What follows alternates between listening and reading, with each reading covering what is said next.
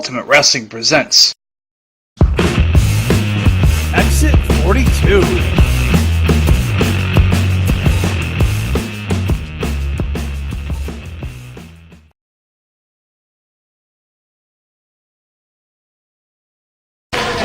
Without further ado, I'd like, really, do I have to? Yeah, play his music. RJ does not seem thrilled about who he has to introduce.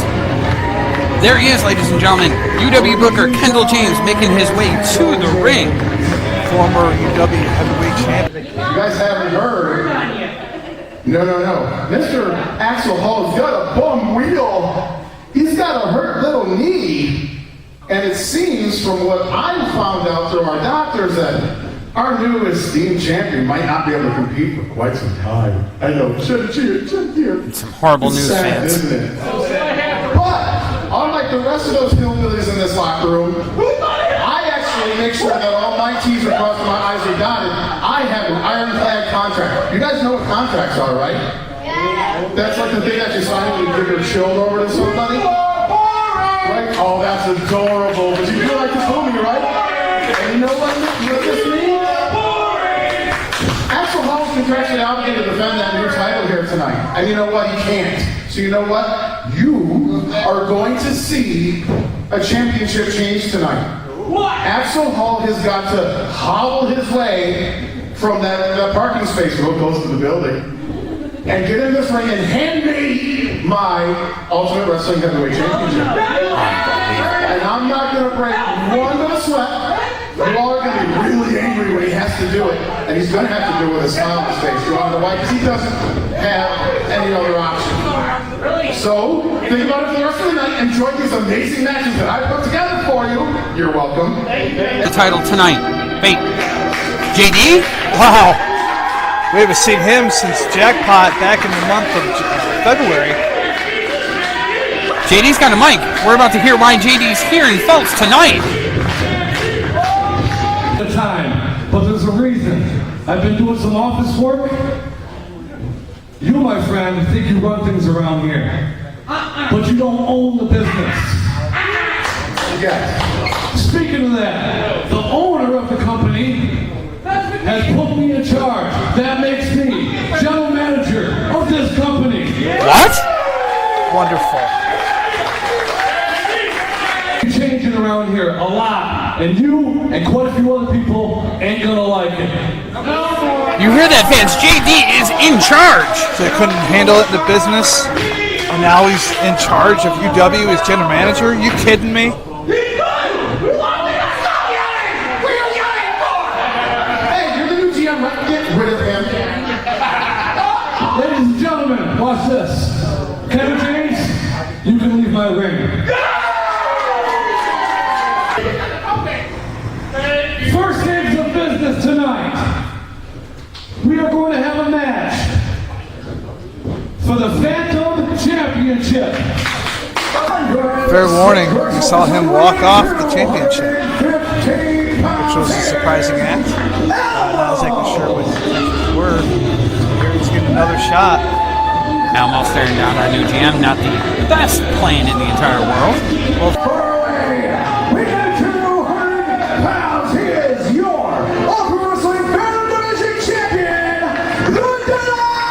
talented in-ring performer, and he will hopefully successfully defend his belt against Elmo here tonight. CYCLONE. Elmo lifts him up. Superplex maybe? Something here. JEDI fighting him off. Goes to the top. Oh, he catches him. Press slam. Send it a square circle. Elmo looks like he's going for the cover. Foot on the ropes! Foot on the ropes, ref! We have a new champion! Called it. Ladies and gentlemen, fans at home, you have a brand new Phantom champion, Elmo! Scores a controversial victory. Your winner. Controversial. Win is a win. He got it. But his feet were clearly on the ropes, I Dave. don't know what you're talking about. Of course you don't. Congratulations to Elmo. new Ultimate Wrestling Phantom Division champion. I swear, for a guy who's Mr. Ultimate Wrestling and does everything, you're really blind as a bat. Like what he's seeing here. You're leaving in such a hurry. The referee maybe missed those feet on the ropes, but I didn't. The referee already made his decision there to declare a winner. Nothing to do, JD. Ladies and gentlemen, like I said earlier, we're going to make some changes in UW. Referee, restart the match. What? There we go, fans! JD has restarted the match. 1, 2, 3. Elmo retains. You freaking kidding me? Do you say the Jedi regained the title? Still champ? You freaking kidding me? An incredibly fair and honest call by our new general manager. Who the hell does JD think he is? The general manager, the guy in charge, that's who he thinks he What is, a Dave. crock. Next match is set for one fall, and it is for the Ultimate Wrestling Internet Championship. Here we go. This should be another classic. This is also a last chance title match. Champ making his way to the ring first. The champion hailing from the Windy City, weighing 274 pounds here. More. Speaking of respect, here comes the challenger.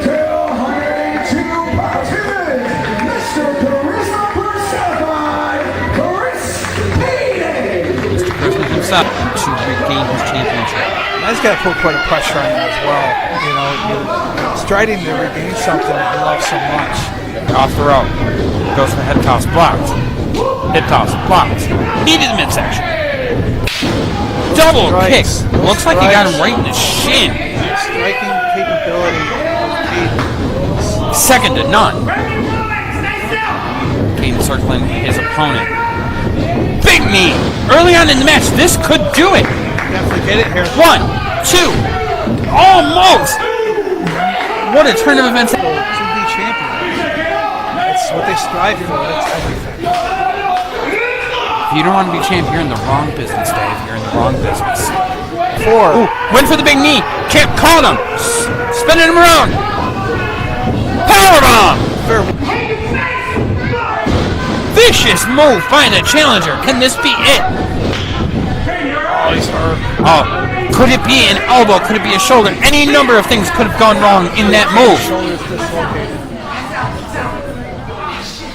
Challenger is in serious trouble, and the champion is not able to capitalize. He's out. All he's got to do is just fall on top of him at this point, and I think we have a new champion. He's going to relocate it. He's relocated his Oh! Doesn't take him down, though. You got to wonder how much was behind it with the state of the champ's hand. down to one knee. But he, Take him completely out. most men would have been knocked completely out with a cyclone punch, not the challenger.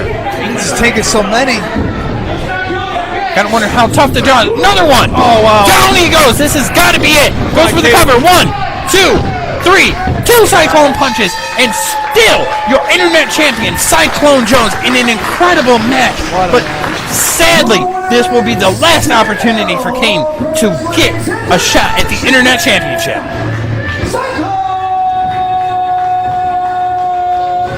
You hear RJ, Cyclone Jones is still your reigning and defending UW Internet Champion. I really wanted to see Kaden get it, but At this time, I'd like to bring out your Ultimate Wrestling Heavyweight Champion. not to be able to see it or look for it. Can you just lay out in the moment and let the champ have his moment? He's not the champ. He shouldn't be holding the championship. Who has the belt? Who has the belt? I understand that You understand nothing. Kendall spoke some truth. When I competed for this title, during the match, I suffered a torn ACL and a sprained MCL, and they are going to do surgery. Right. See? I made him tap out, didn't I? Yes, you did, Axel. On one leg, I beat Kendall James for the heavyweight championship. And you held that longer than he did, too. Now, with that being said, tonight, I will not be relinquishing this title. I don't care if I have a bum wheel. I don't care if I have no legs. I don't care what. I will defend this title. I am not giving it up. I've worked too damn hard to give this up now. In the ring.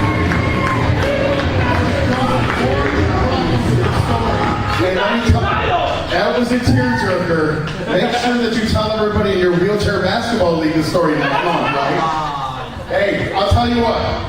We want to talk about shoes, right? I want to get in there with him with that crutch. Nah, he's not going anywhere too quick. Not that he did already. Anyways, we want to talk about truths and obvious things. Obviously, by the looks of things and karmically speaking, it's clear that not even God likes Axel Hall. Oh, come on.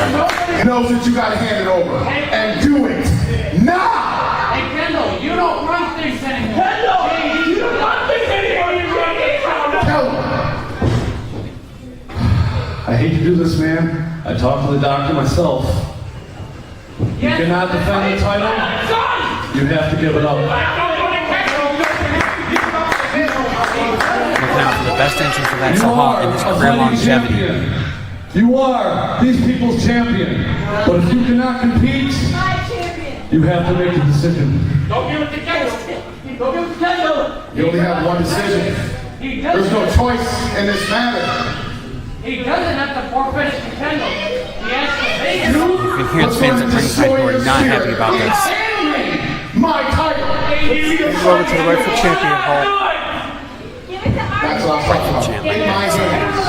Walk yourself over the ring and hand it to me.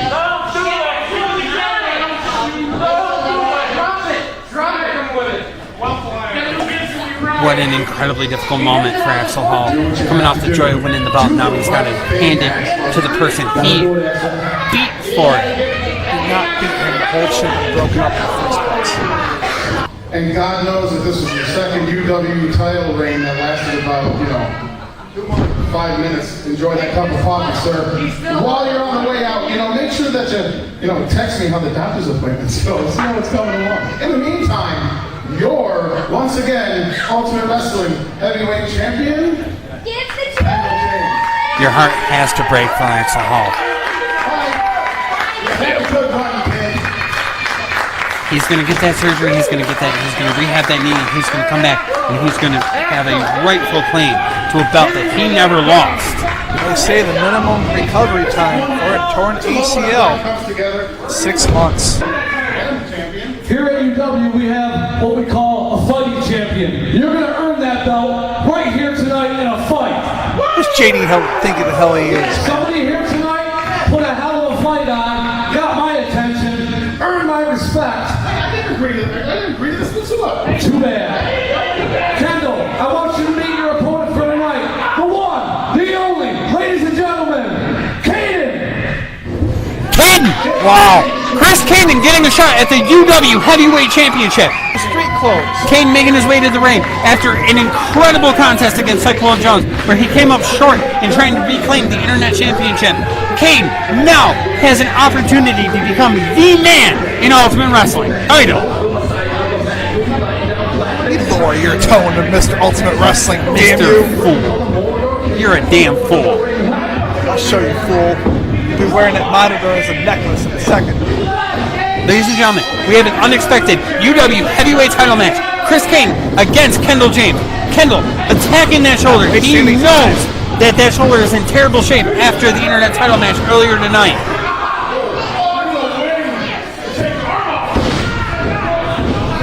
Loving away at the shoulder of Caden. Whether he's prepared, whether he's dressed, whatever the case may be, you cannot argue the fact that Kendall James is double tough and wants to retain his UW title tonight. Standing in his way is one of the top stars of the company. The ref is down. It looks like he got a thumb to the eye. Caden behind him. Axel Hall with the crutch. Down goes Kendall James. Kendall is out. I can't stand behind that. This match has nothing to do with Axel no more. It's called payback. It's called revenge, you idiot. Caden crawling his way. Call it, JD. Do something about it. Do something about the interference. Yeah, he's asking Axel to leave. Rolls it over. 1, 2, 3. Ladies and gentlemen, you have a brand new UW Heavyweight Champion, Chris Caden. Reverse the decision, JD. Reverse the decision. You did for everything else. Oh, shut up. Don't step on RJ's call. You shut your mouth. Almost beats on a rope to get a title. Oh my God, can you shut up? This interference from Axel Hall on the outside with a crutch to the back of Kendall James, and the championship still changes hands. Ignore this idiot next to me. Caden is your undisputed UW Heavyweight Champion, winning the title fair and square here in Phelps tonight. As you just saw in the recap, ladies and gentlemen, we do indeed have a brand new sheriff in town. JD was announced last month as our brand new general manager, and his impact was immediately felt. Last month, you saw Cyclone Jones defend the Internet Championship successfully against Chris Caden. Everybody thought, where would Caden go from here? What would be the next step for Chris Caden? We didn't have to wait long to find out, because at the end of the night, JD's impact was immediately felt. And ladies and gentlemen, you have a brand new Ultimate Wrestling Heavyweight Champion in Chris Caden. With the help of Axel Hall, I may add. Axel Hall did have a hand in the outcome of that match. I can't disagree. Folks at home, you know me. I'm Nick Russo. This is my broadcast partner, David Keller. We are here. We are on the road to 7-7 in Batavia, New York for Double Down. But first, we have to stop off at exit 42 for what is going to be an incredible night of action. We have a triple threat match for the UW Tag Team Championship. Subarashi Pumpkins.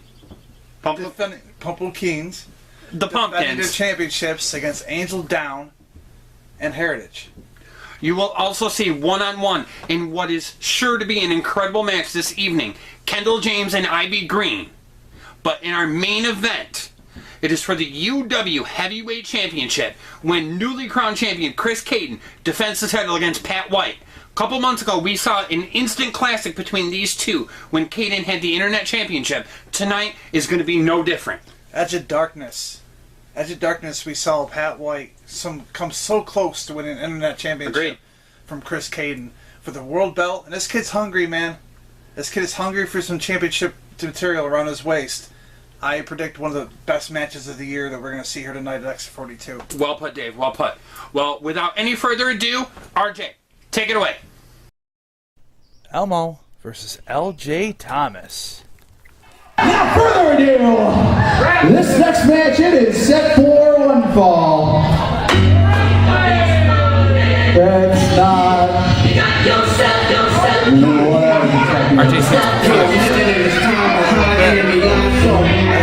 Johnny Cadillac? Johnny making his way to the ring, and I'm guessing from our run sheets that this is not a anticipated event.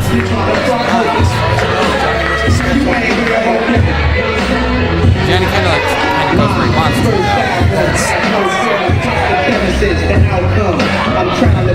Toss the water bottle. Rob Speed. We haven't seen him since then, right?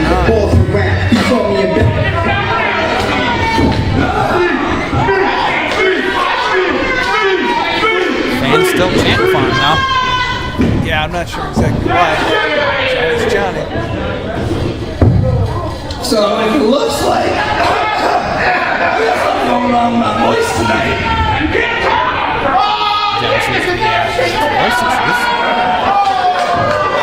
Listen to my voice tonight, okay? Don't make fun of me.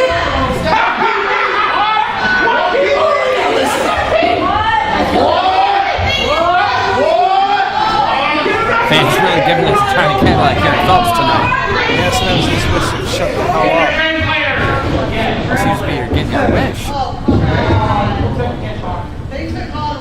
He'll shut up? What? Oh, you guys just shut up. Sorry. RJ helping Johnny for some. Apparently, he's very disappointed with his match tonight.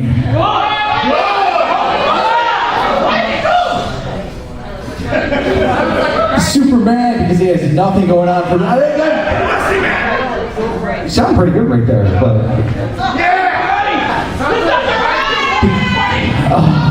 What are we He watching? wants you to shut up, I'm not exactly sure. apparently. Do we have a fast forward button here? So let me get this. You're just mad that you have nothing going on for Batavia. Johnny upset about the fact that coming up 7-7, who's currently not booked here in Batavia for the film Batavia, New York.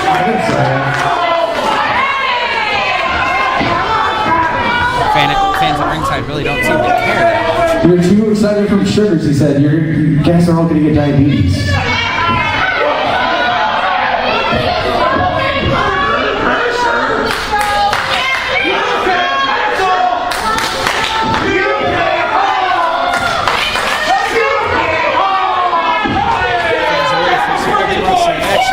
Okay, apparently Johnny KADILLAC is demanding Kendall James to come out. Alright, Kendall coming to the ring, hopefully to move this along, put a stop to it, get the action started, something.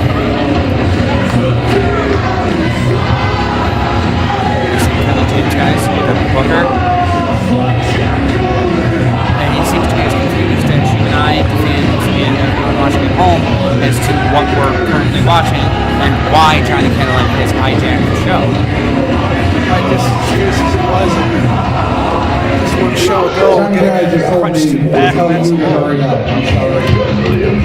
Please. He did that, please. Boss has got the microphone. Cut it off. What do you want? Everything.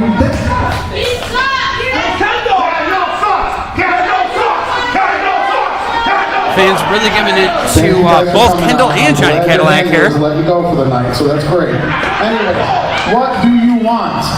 My time is extremely precious. What do you want? I heard something about Batavia. Is that your problem? I got you? Batavia, right? You don't have a match yet. It's the biggest show in the history of UW. You don't have a match yet. Is that one match, one spot? Who wants to see Johnny KADILLAC in He's now Batavia? booked.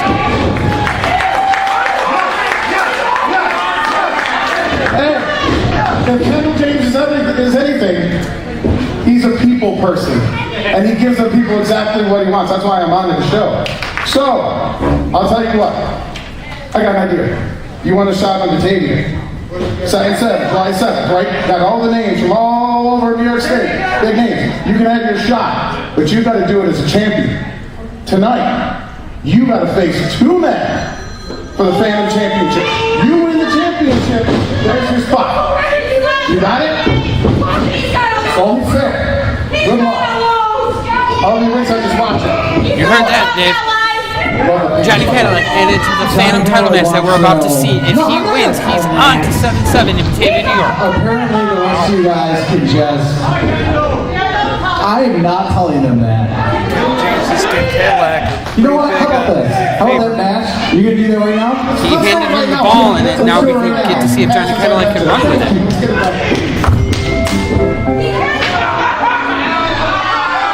Feel like we're finally about to see action underway here as we have ELMO making his way to the ring.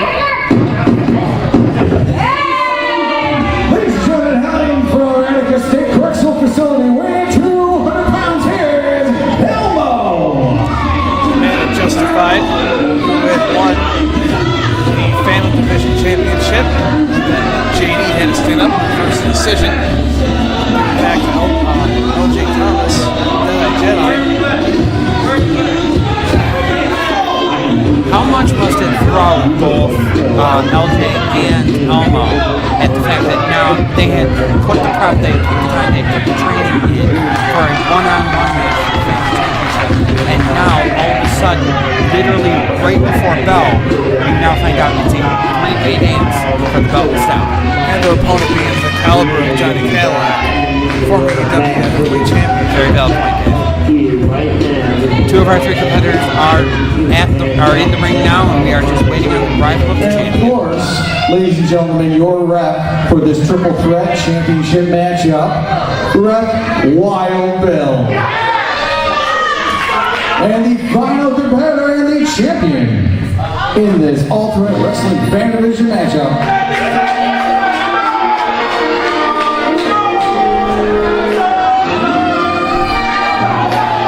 Alright, ladies and gentlemen, you got the Dead-Eye Jedi making his way to the ring now as the Phantom champion. Here's your Ultimate Wrestling Fan Division champion, the Dead-Eye Jedi! Dead-Eye Clown.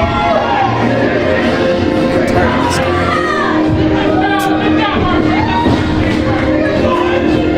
We got Thomas making his way to the ring, now faced with the prospect of heading to defend his title in a three-way dance against not one, but two opponents. I mean, almost tough enough situation to find yourself in as a champion. But now you have Johnny Cadillac there as well. This is shaping up to be a great three-way dance. Cadillac is such an opportunist. He finds gaps in the contest that most guys don't look for. And he capitalizes on it every time.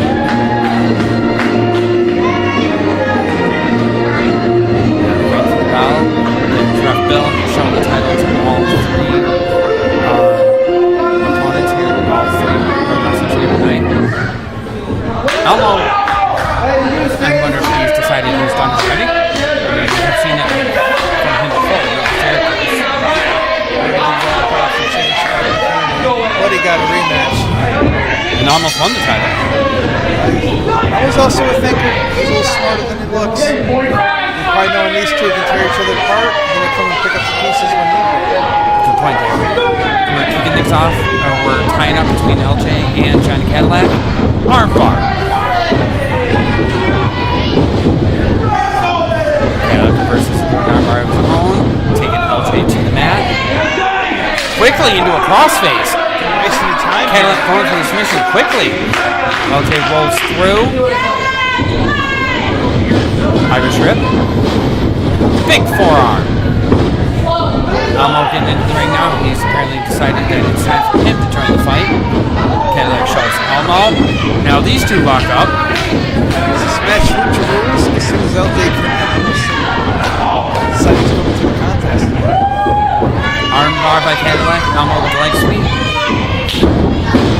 Big forearm to the back, followed up by a side headlock. It seems to be that there's literally no rules in the three-way dance. All three opponents can be in the ring at the same time. Cadillac's looks like he's going for some sort of modified neck breaker. Not really sure what he's attempting there. Reverses it into an armbar. Forearm to the back. LJ breaks it off sending Cadillac to the outside. Elmo comes up behind Johnny Cadillac with a forearm of his own. Irish whip. First. Boot to the midsection. Elmo regaining control of the match. Looks like Elmo's going to pick him up for a suplex. Positions him on the top rope. Off the rope. Big forearm to the side of the champ's head. Elmo having this match firmly under control, but can't forget about Johnny Cadillac stalking around ringside. Off the rope. Speaking to Johnny Cadillac. Johnny does call around and stop. He waits for that opportunity. He does capitalize on the moment. Attacking in the corner. Goes for the cover. Two count only. Cadillac trying to get the quick win here in X32. It's Phantom Division matchup. Triple threat match for the Phantom title brought by LJ. Big forearm to the side of the head. Another forearm. LJ really kind of laying into Cadillac. Takes him down to one knee. Off the rope goes LJ. Cadillac follows it through. Big knee. Sends Cadillac to the outside. Elmo back in the ring. Action is fast and furious here and incredibly hard to call, so we'll do our best to stay with all of the action, fans. Big forearm to the side of the head from LJ to Elmo. Elmo follows it up with one of his own. Irish whip out of the corner. Elmo needs to move a lot quicker to capitalize on any momentum. He's very meticulous in his work, and that's not always necessarily the best game plan in a triple threat match like this. Ducks under the clothesline. Elmo has him up. Side slam. Almost like a bookend. Or a rock bottom. I was going to say rock bottom. We were on the same page on that one, Dave. KADILLAC makes the save. Picks him up. Irish whip. Trips over LJ. That's an interesting turn of events. Stunner. LJ with a stunner of his own.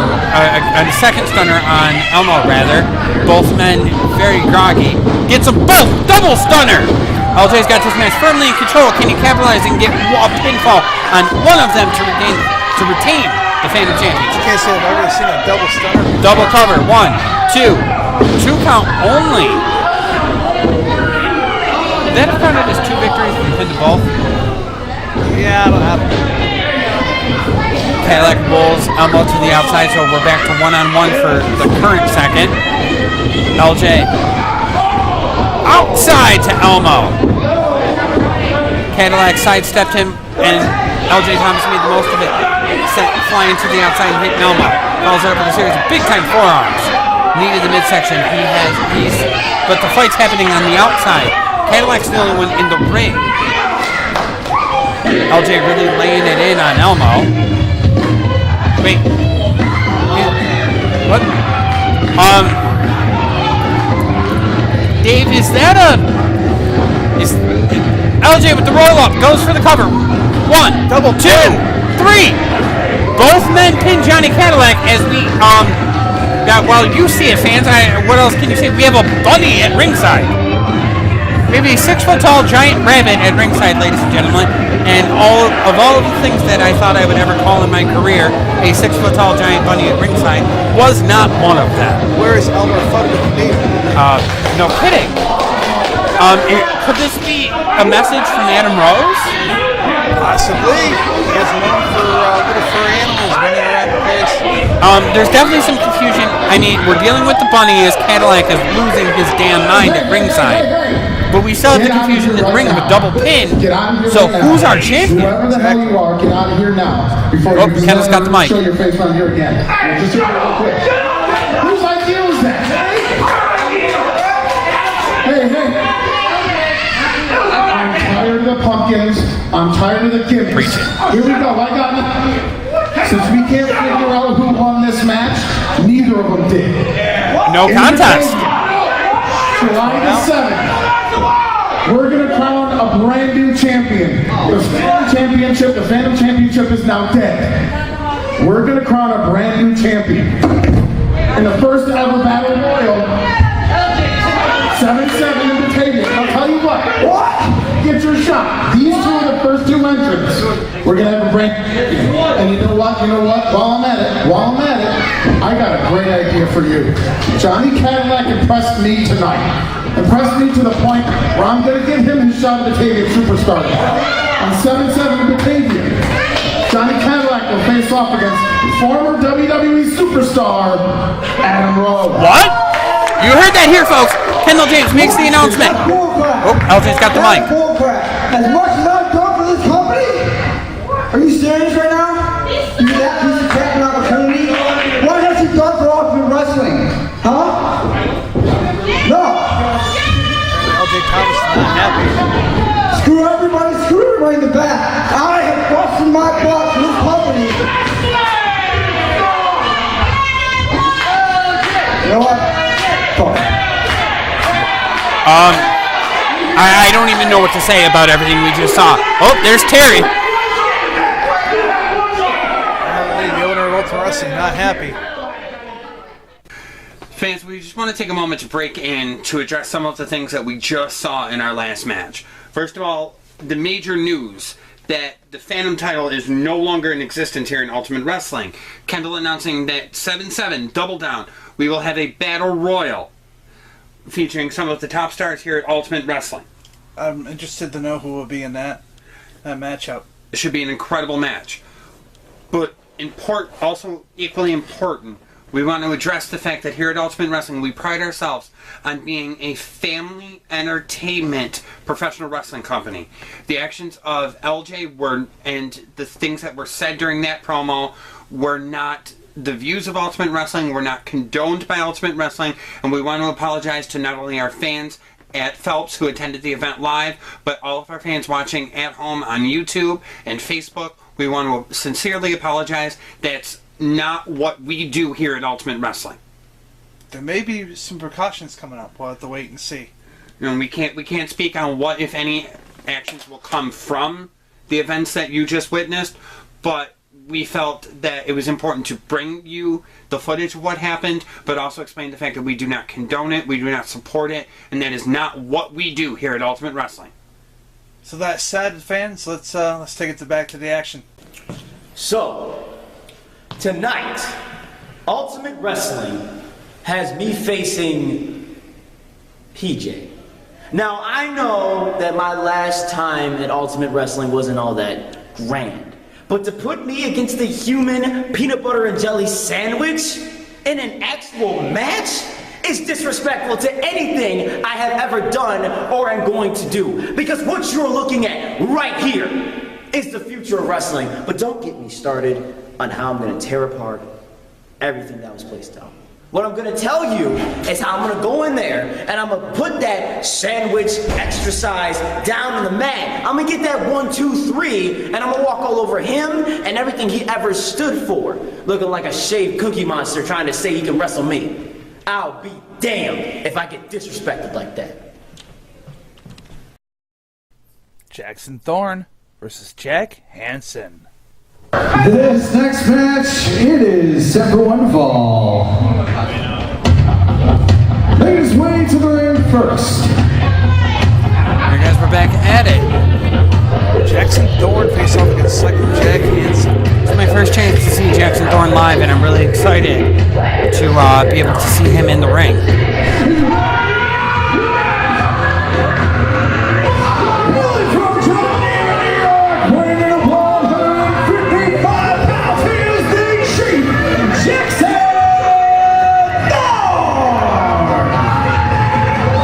Look on Jackson Thorn, he's an incredible in-ring performer. He's got skill, he's got speed. As you just saw, he's cut an incredible promo. It should be an interesting match against his opponent here tonight. Cyclone Jack. Many fans know him as the psychotic one, of course, the big man. And his It's your classic David and Goliath match here tonight. Exactly.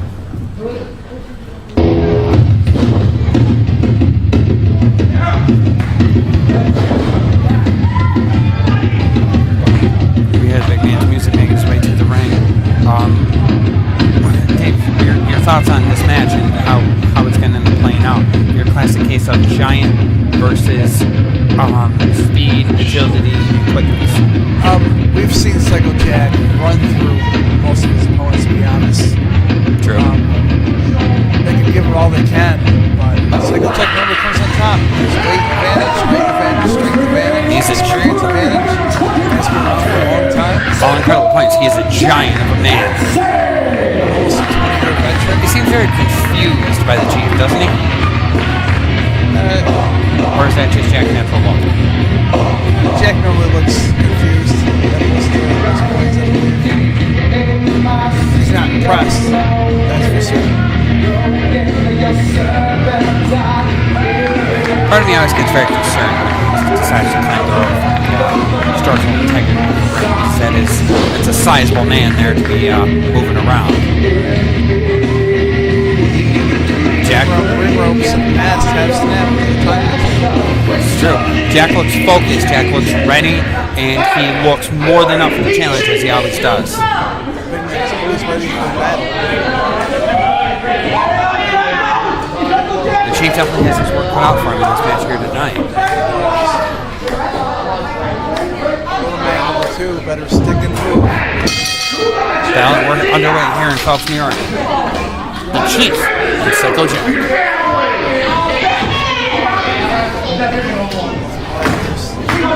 Each other out. Jackson's be confused. Checking his Jackson Thorn's. What does he think? It's alive? It possibly could be. The looks of it. It does look like he hit it on the way here and decided to wear it as ring gear, doesn't it?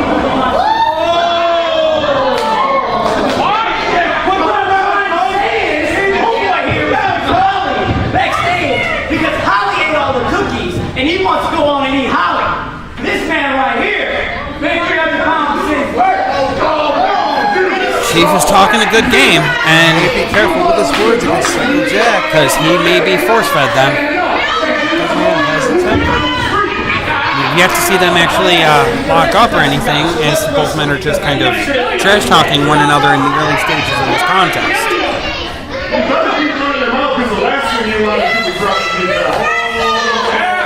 Chief encouraging him to try and engage, but we're both still talking.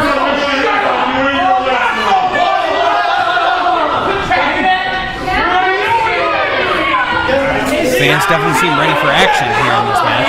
They're ready for a show. Great show.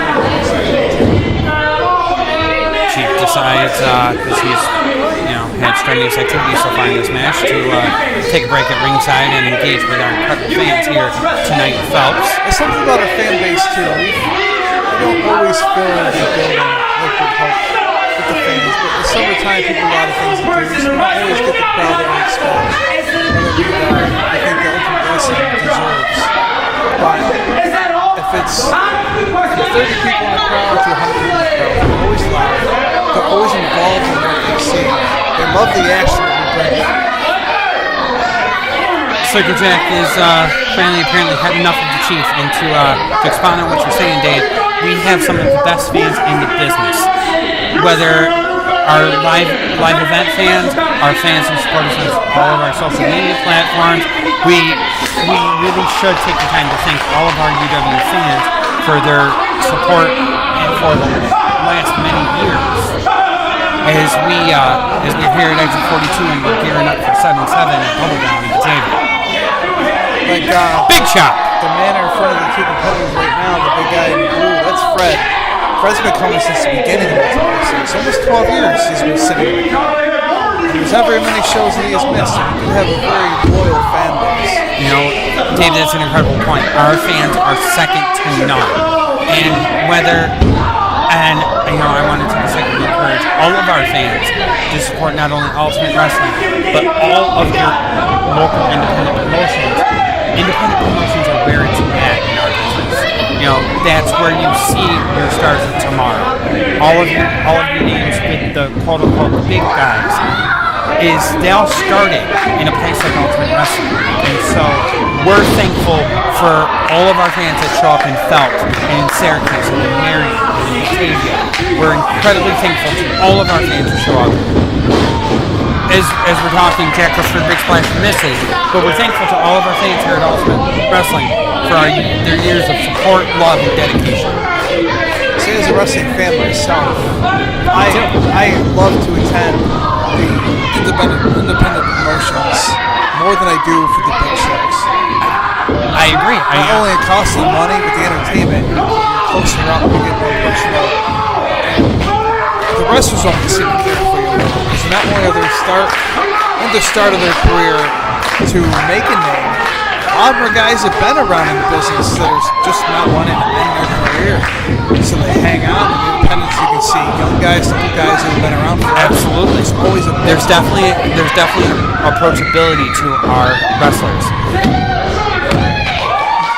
Wow. Jackson Thorn got the win over Psycho Jack. You have to call that an upset. The Chief gets the victory on Psycho Jack after he choked him out and then followed it up with a big knee. We never see Psycho Jack go down that quick. I wonder if it was a little bit of mind game. I wonder if some of the things that Jackson Thorn was able to play with him verbally had gotten to the head. The Chief lived up to everything, all of the hype. It was a pleasure to be able to call my first match of his here in Ultimate Wrestling, and I look forward to much, much more with him. A lot of charisma, that's for sure.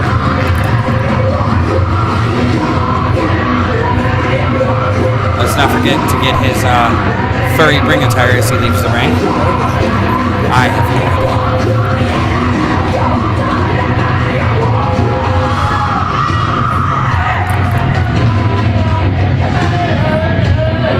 Psycho Jack definitely feeling the effects of the submission maneuver followed by the big knee as he stumbles his way to the back. VIP versus Big Papa Chill and a mystery tag partner. This next match is a tag team matchup, and it's set for one fall. Making their way to the ring first. Go with the tag team matchup for Exit 42. My favorite tag team, VIP. Here we go. These guys will make you dance.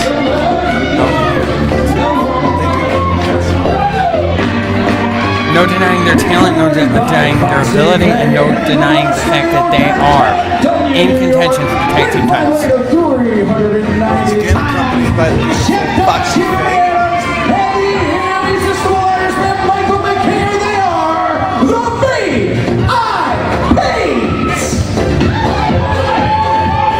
I look all over online. I can't find those glasses anywhere. The world's a better place. VIP making their way to the ring, guys, for what is going to be an interesting tag team match, to say the least.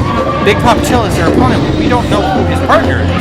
Yeah, we're not sure who's going to partner up with him here tonight. It's very important people. Wait to see. Adam's doing his pre-match warm-up. Push-ups, strong, jacked up Jimmy Adams. Waiting on the arrival of Big Pop Chill, and we're interested to see who's stepping up to be his partner. Waiting on RJ to make the announcement. Whoever VIP's opponents are here tonight, I'm sure VIP's going to be And their opponents.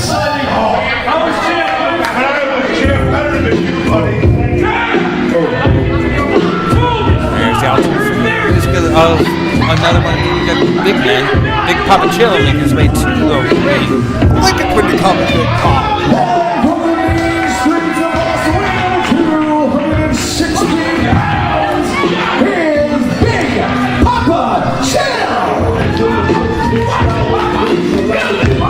Joe can't seriously consider going at this one. Yeah, I wouldn't pass him, to be honest. I mean, don't get me wrong, he is double tough, but it's an incredibly difficult task you're about to do here, guys. Going one on two against the great tag team. Joe's been around for a while. A staple, 20 years if I'm not mistaken. and a staple here in UW. It's a tag team matchup. There's eventually implications for a championship. You have to have a partner. You can't. It's just in the rules. Our rules specify, unfortunately, you have to have a partner.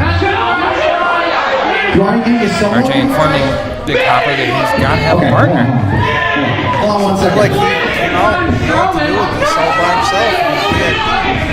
But UW officials stepping in and telling him that it simply can't be the case. So let's see who's coming from the locker room. I'm very curious. I got someone for you. Step up. Apparently they found a tag team partner. What do we got here?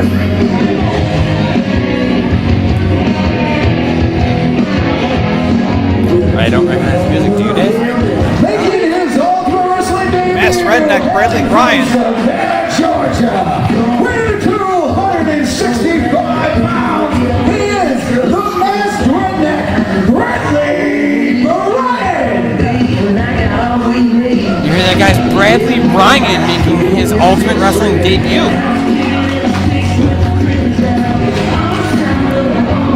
It's interesting ring attire there from the, what was it, the Masked Redneck, Dave? Masked Redneck Bradley Ryan. Pretty big size. Those are two sizable men there facing VIP here tonight. The same size as Chill. VIP doesn't seem all that concerned about their opponents here tonight. Well, that's confidence.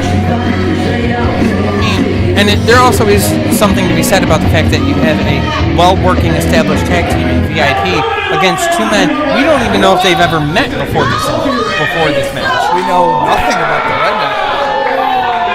Except, well, we do know he is a redneck.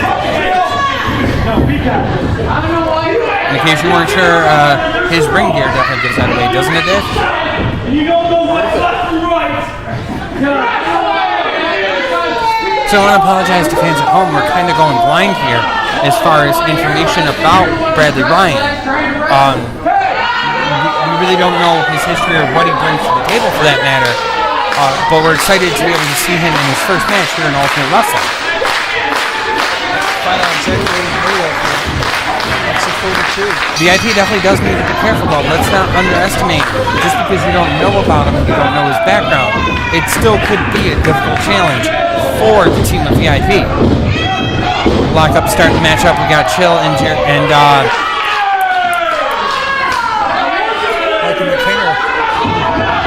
Chill pushing McKinger off. McKinger comes in, ducks for Chill under the clothesline, up for a big slam.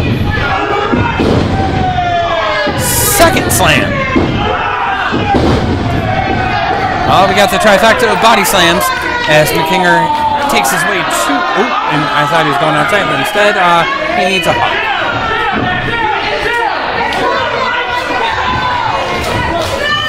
Tag is made. We got Adams coming in. He's going to test his luck against Big Papa Chill. Off his guns. That is a well-built, double tough individual who's met with a big clothesline by Big Papa Chill. Body slam up. Adams met with the same fate as his tag team partner. Chill off the ropes, up for a big leg drop. 300 plus pounds. Bill goes for the cover. Bill makes the count, 2 count only. Chill's got Adams up. Irish whip into the corner, cutting the ring off. We're seeing some big splash into the corner. Tags in made to the Redneck. Last man is making his Ultimate Wrestling debut here at Exit 42. We got some great teamwork from these two. That we don't know what the history is. We got a torture rack. We haven't seen that move in quite a while. Made famous by the Paying homage to the total package. Redneck in the corner, kind of stalking his prey, waiting for Adams to get up. Just be careful not to telegraph what he's about to do. Big time spear! Double, he rolls through, jacked up Jeremy Adams. Nicely done from U.W.PHANTOM. He goes for the cover, Bill for the count.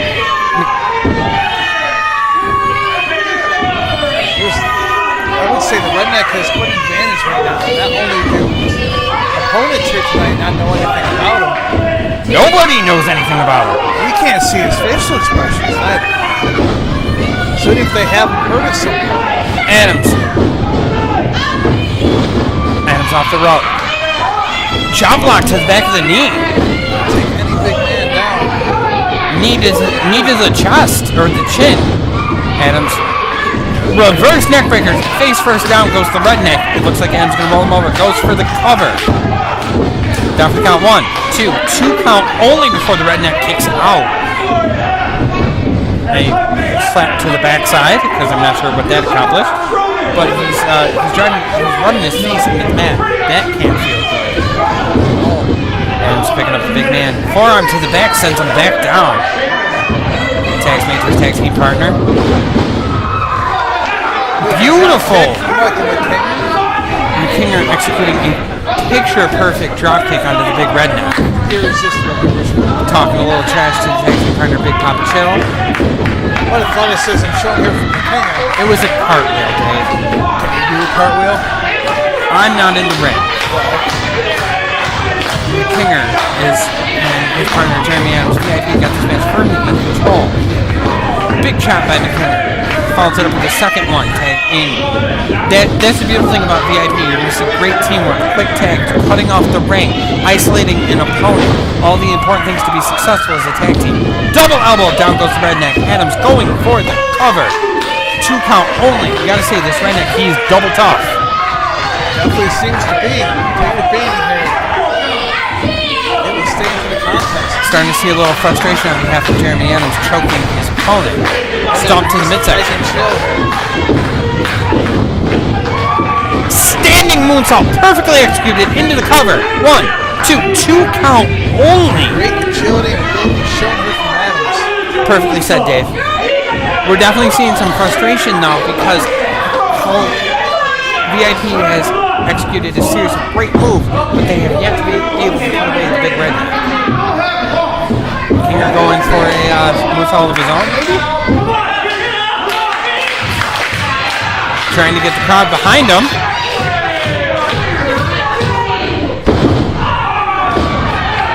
Executed a move all of his own.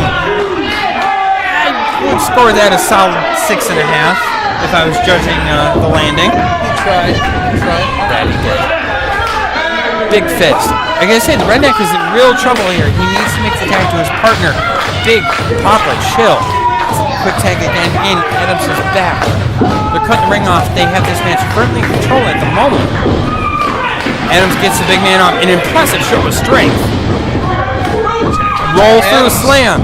Adams goes to the middle rope. Top rope. Moonsault. Lands on his feet. He saw that he was rolling through. Oh, wow. Redneck with a big clothesline. He got some great action here tonight in Phelps. The crowd is energized. The crowd is excited. Hoping to see the redneck make a tag to Big Papa Chill. So close.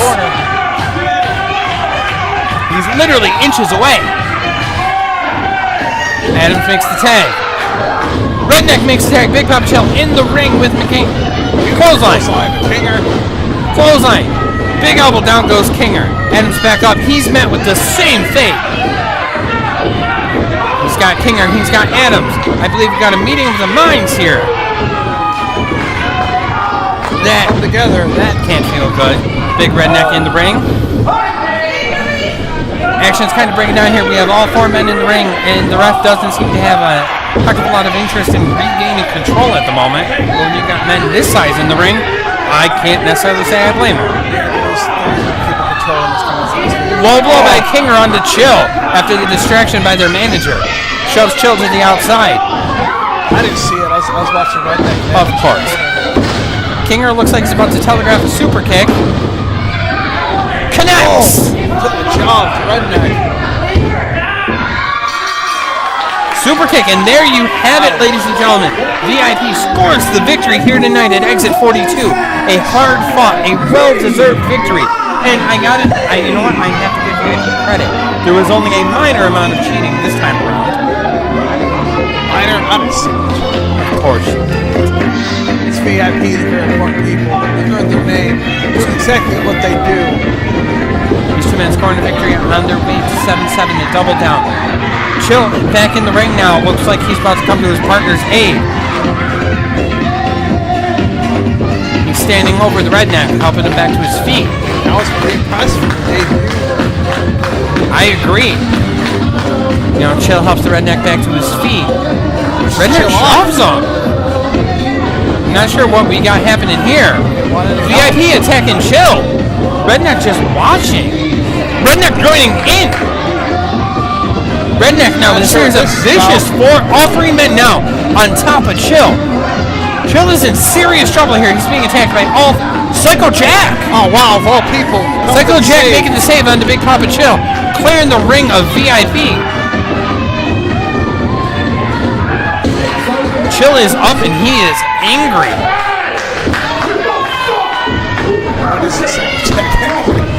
Touche. We got the 2 of the biggest men here in UW. The only time you'd ever see Psycho Jack Hansen smiles when he's got a whole load of chickens in front of the after. That makes me proud too, so I can't judge. Kinger seems to be a little upset there, taking his frustrations out on the Hulk Hogan wrestling buddy at ringside. You gotta be careful, that thing's worth some money. It's like you got Psycho Jack, you got Big Papa Chill in the ring. Men who don't necessarily see eye to eye that often, but there has to be some semblance of mutual respect between the 2. Psycho Jack maybe not agreeing with the odds that was set in front of Big Papa Chill next to him. VIP want no part of the 2 bohemians in the ring, and I can't necessarily blame them. Psycho Jack, Big Papa Chill kind of staring each other down.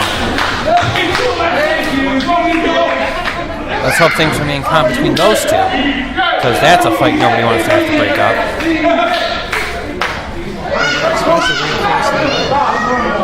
Touché. What a great match.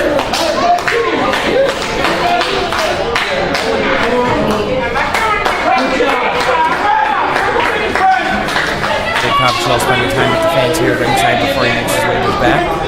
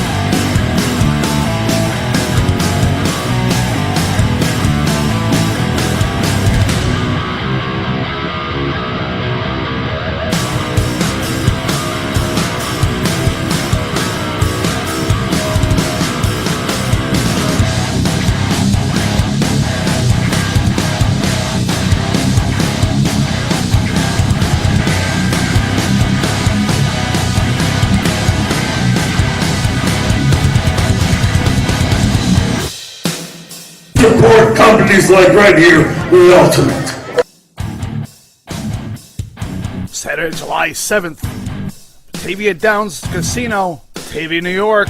Ultimate Wrestling presents to you Double Down, featuring former WE superstar Adam Rose, former WF legend The Barbarian, and former WF legend The Warlord. And also just announced, fans, we will have ECW legend, the franchise Shane Douglas. Sunday, August 26th, Mariontown Park, Marion, New York. Ultimate Wrestling presents to you Marion Meltdown, featuring WE Hall of Famer Mount of the South Jimmy Hart, WE Hall of Famer Bushwhacker Luke, plus ECW TNA legend franchise Shane Douglas, plus the Triple Threat Women's Matchup.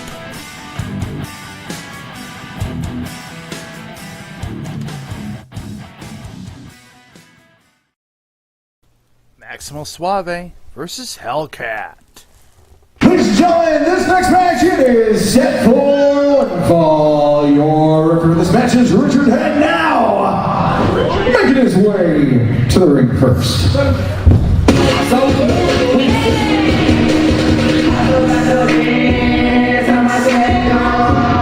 UW fans, we got a very special match coming your way here next. This match should be off the wall, off the charts. The ceiling may blow off. Let's give you a heads up.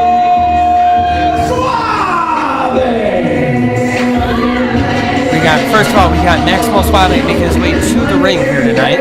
He's a 15 or 16-year veteran, I believe. And definitely knows how to take it to his opponent. Top stars here in the Western New York region. His opponents. Fans, we're in for something special here right now.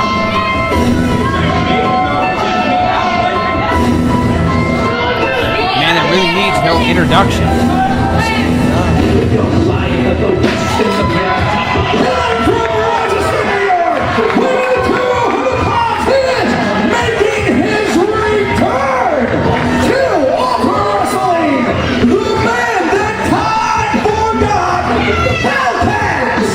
Hear that, ladies and gentlemen, the legend in our area, the legend of this business, a 20-plus year veteran, the man that time forgot, Hellcat, coming back to Ultimate Wrestling here to go one-on-one with Suave in what is going to be an incredible contest. Yeah, I've seen Hellcat since Venom 9 back in the month of January. He had to take some time off and finally get his operation settled for going back to full health. And seems to be in top shape right now as he always has been. He looks in tremendous shape, and what, on a personal note, I would just like to say what an honor and a privilege it is for me to be able to be the play-by-play guy on a Hellcat match. It definitely is a highlight for me being able to call such a talented performer in our area, in the business, who has, like we said, has 20+ years experience.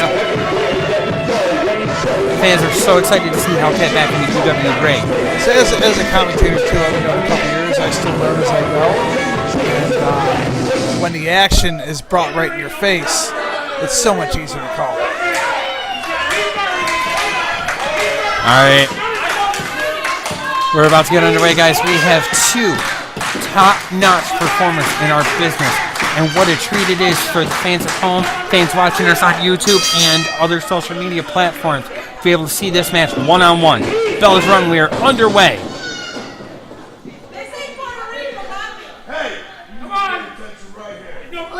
Hellcat wanted him to focus on him being his opponent in this match and spend a little less time interacting with our fans in the front row. That's when Suave's arrogance may cost him here tonight. Gotta be careful against the veteran Hellcat. These two men are not strangers to one another. They have battled in promotions and venues and buildings all over the Northeast. Hellcat is actually a trainer of Maximo Suave. So we definitely have that history there as well. Yeah. The man who's responsible for Suave being in the business today is Hellcat. Exactly. Hellcat's put his handprint on a lot of wrestlers. You'll see in Ultimate Wrestling and other promotions in the New York area. There's a really good chance at some point if you go to an indie show like we were talking about, and you see a wrestler in that ring, that there's a really good chance Hellcat has had a hand in getting him to that spot. Absolutely. Hellcat really starting to work over the arm of Suave. Hellcat, may add too, Hellcat is also trained two guys who went up to the big leagues, which we know as WWE. Colin Delaney, and who is now known as Luke Harper. Yes. Who's the tag team champion of the Brothers. Brody Lee at the time. Yep. Side headlock by Suave, reversing the arm bar.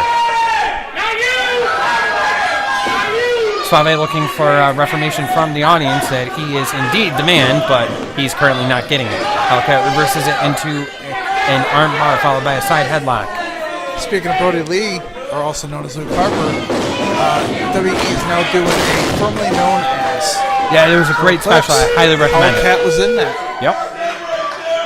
When Brody Lee had made an appearance back to exactly where he started off. Hellcat with the step over. Sorry to interrupt you, Dave.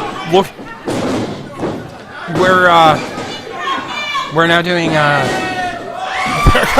goes Maximo Suave to the outside on the top of the floor. We went from training drills to Suave ending up on the outside. Just proves that Hellcat may have taught Suave everything he knows, but he didn't teach him everything that Hellcat knows. Right. Suave definitely frustrated by the veteran. Fans are firmly behind Hellcat in support here in Phelps tonight. Hellcat sneaking up behind Suave. Ooh! What else can you say but ooh? I've taken those. I've taken chops to the chest from Hellcat. Another one! In tag team matches a few years back. And I swear when I see them happen, I still feel it. A little trauma? I had welts in my third chop! Sometimes months at a time. Little flashback there? A little bit. But I'm so glad to see Hellcat back in Ultimate Wrestling action. Looks like one more. Suave moves, chops the turnbuckle. That could have done serious damage to Hellcat's hand. When a competitor takes time off, you never know exactly how long they're going to be. If there's any ring rust or anything. So, for him to come back this quickly, 5 minutes after, it's a great feeling to know he's back in Ultimate Wrestling. Big elbow to the point of the forehead on Hellcat. Hellcat in serious trouble, Suave under control. Fist to the midsection.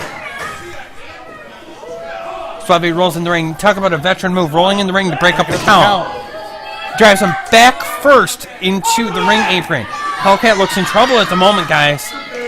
Suave rolls Hellcat back into the ring to get this match. Suave does have to be careful for taking his time because Hellcat is one to bounce back. The man with great resiliency. Drops the forearm to the top of the head. Looks like Hellcat, or Suave going for the cover and Hellcat. 1 count only. Hellcat is nowhere near ready to be down for the 3 count so far. Suave's got the rear chin lock locked in. Great wear down hold. The ref doing a great job checking in on Hellcat, seeing if he's ready to give it up. But you and I both know that Hellcat is not anywhere near ready to throw in the towel on this one. Even being out 5 months, doesn't seem like Hellcat has missed one step here. Hellcat working his way back to his feet. Series of elbows to the midsection. Breaks up the chin lock. Suave with the go behind. Hellcat. reverses, go behind of his own. Suave, reversal. We can. Classic Hellcat move here. Oh, Skullboy roll. Using his opponent's momentum against him. Hellcat off the ropes. Sit down clothesline into the cover. There was a perfectly executed move, that sit down clothesline into the cover in one fluid motion. Oh, yeah. Not a waste of energy, not a waste of motion, not a waste of anything on behalf of Hellcat. So I've always wondered where he got that name, Hellcat. Hellcat. It's stuck with him for years. But Hellcat with the headbutt. sometimes it's because he brings his opponent hell and he moves around like a cat, especially at his age. Like, he is the man, the father time I forgot. You know, that there's not a more fitting moniker in our business than that being described in Hellcat. Beautiful kick to the head. Nice agility shown there by Suave. Suave can move. He's definitely got great ability and agility. Definitely knows what he's doing in this square circle. One of the first times I ever had the pleasure to see Suave live, actually, he was working with Mandy, you and I both know, the Monster Abyss. Oh, yeah. What a series of, that was many years ago, what an incredible contest that was. And it's great to see him all these years later in the ring with someone the caliber of Hellcat. You know, I've stated that the building might fall off, the ceiling might fall off the building here tonight, and I think I see a few cracks in there. So. Well, it is an old building. We better be careful. Cover our heads. Underneath the table. Do something. You know what? If the roof's going to blow off this place, let it happen. I don't want to hide and miss a second of the action here tonight at Exit 42. Fans at home, we are in the middle of a surprise, non-announced contest between two of the greats in our business, Maximo Suave and Hellcat. Suave currently has this match under control, but it's only going to be a matter of time before Hellcat mounts a comeback. Hopefully. Suave moving very methodical, very slow with his actions. Hopefully he picks it up here if he has any hopes of being successful in this match tonight. Chop to the back. Kind of returning the favor for the chops on the outside. The slow pace that Maximo's working with here may be taken advantage of by Hellcat. It may come back to bite him. Suave with the cover. 1 count only. You need to count to 3. Suave not really pleased with the ref's count.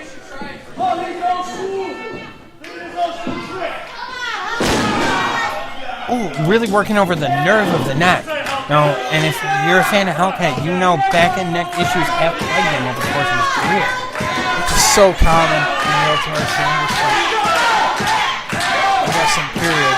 So Suave really, being no stranger to Hellcat, is familiar with that and really focusing on the neck and the back of the veteran. A series of big time blows by Suave. Hellcat looks like he's in trouble. Ducks under. Hellcat, big chop. Second chop takes Suave down off his feet. Third chop in a row. Hellcat, Irish whip off the corner. He's got him up. Atomic drop. Gets a little head of steam. Clothesline. But if you notice, he took the leg out from under him when he clotheslined him. That's STO version. Not a wasted bit of motion at all by Hellcat. No, it's so graceful. You can start to see a little bit of frustration on behalf of Hellcat. He's got to even be thinking, what is it going to take to put away a man that he's had many battles with in the last 10 plus years? Two know each other very well. Beautiful move by Hellcat. Got a head of steam to deliver a chop. These fans love the chops from Hellcat. Irish whip. Looks like he's going to do it again. Second chop in the corner. Oh, that. You can see the effects of those chops on the chest of Suave. Looks like he's going in 3rd time's the charm. Suave ducks under, roll through. Hellcat rolls it through, follows up with a knee to the head. Nice counter to Hellcat's counter by Suave. Beautifully done. Suave at the cover. 2 count only. There is some incredible chain wrestling here with some wonderful reactions and counters. Both men are always thinking 3 steps ahead to see what they can do to get the upper hand of an opponent that they are incredibly familiar with. Suave arguing with the referee here, wasting time. You gotta stay on top of Hellcat. And Maxwell Suave should know that better than anybody. It's definitely got to be a sign of frustration on Suave's part You know, he's had many battles with this man. Hellcat follows him in. Met with a forearm to the head. Hellcat gets momentum. Suave follows him.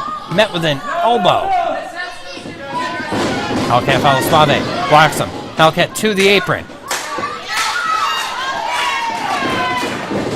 Shoulder to the midsection. Hellcat on the ropes. Springboard. Looks like Suave's going for either he's cradle pile driver. Hellcat blocks it, rolls out. Irish whip. Suave off the rope, ducks down. Sunset flip attempt by Suave. Hellcat hooks legs. 3 count. Hellcat with the victory. You knew it was going to be a surprise. You knew it was going to be a quick finish. Something that they weren't expecting. Hellcat takes advantage of the attempted sunset flip. Scores the 3 count. The man that time forgot. Hellcat with the victory here tonight at Exit 42. The experience is shown and demonstrated here at Exit 42. As Hellcat took the win over Maxwell Suave.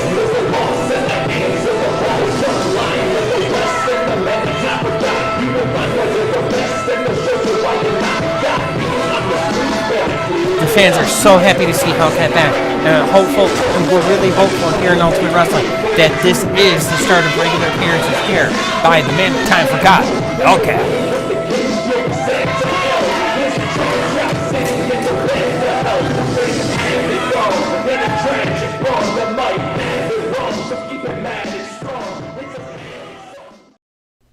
Heritage versus Nightbreed versus SUBARASHII'S.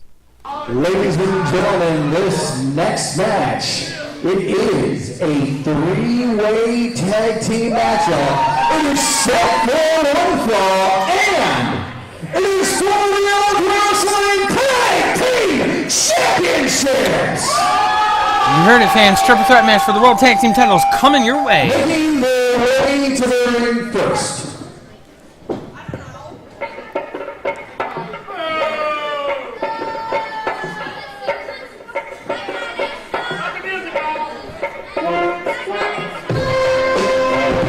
Heritage, first one's out through the curtain here tonight. Looking to regain their World Tag Team titles, and they stand a great shot here in this match. As they always do. They're so tight as a unit. Great. I've said before in the past, these guys, they're so close to the Sweater Brothers. They work so well together. We're only seeing 2 members of Heritage here tonight.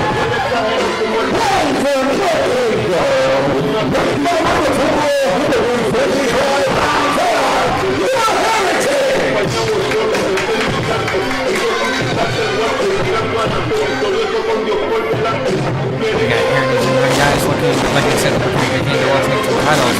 You got Nightbreed and you got the champions. A lot of people wonder, do the champions stand any shot? Can they compete? And can they hold their own against teams now that are Heritage and Nightbreed? In this matchup. The Tag Team Gold isn't the only championships that SUBARASHII'S had in the past. They're characters that have their ups and downs, I guess. We'll wait and see against the caliber of their opponents, Nightbreed and Heritage. Arguably two of the top teams here in Ultimate Wrestling. And really excited to see if SUBARASHII can hold their own. Arguably the most popular tag team here in Ultimate Wrestling. Coming your way out now, you got the Rockstar, you got Mad Dog, you got Nightbreed. Formerly known as Taking Down. They're able to reunite and win our championships back in Jackpot. You know, they had such both personal and professional success at Jackpot in Batavia back in February. You gotta know that as much as anybody else are excited to return to Batavia on 7/7 for Double Down. And we'll have to see if they win here tonight. They might possibly go to as tag team champions tonight. Agreed, Dave. And Batavia was very good to them, like I said, back in February. So hopefully they're going back. They have high hopes of going back in to our return to Batavia, still carrying the UW Tag Team titles. The guys we know that are coming in, that are brought in, the big names at Batavia Downs, Double Down, we're going to blow up the building, man. So actually, we're not even in the building, we're outside of You know, 7-7 is going to be a great night, the biggest night in the history of Ultimate Wrestling. But first, we have a triple threat match for the World Tag Team title, and here comes your UW Tag Team Champions, Subarashi Punko Team.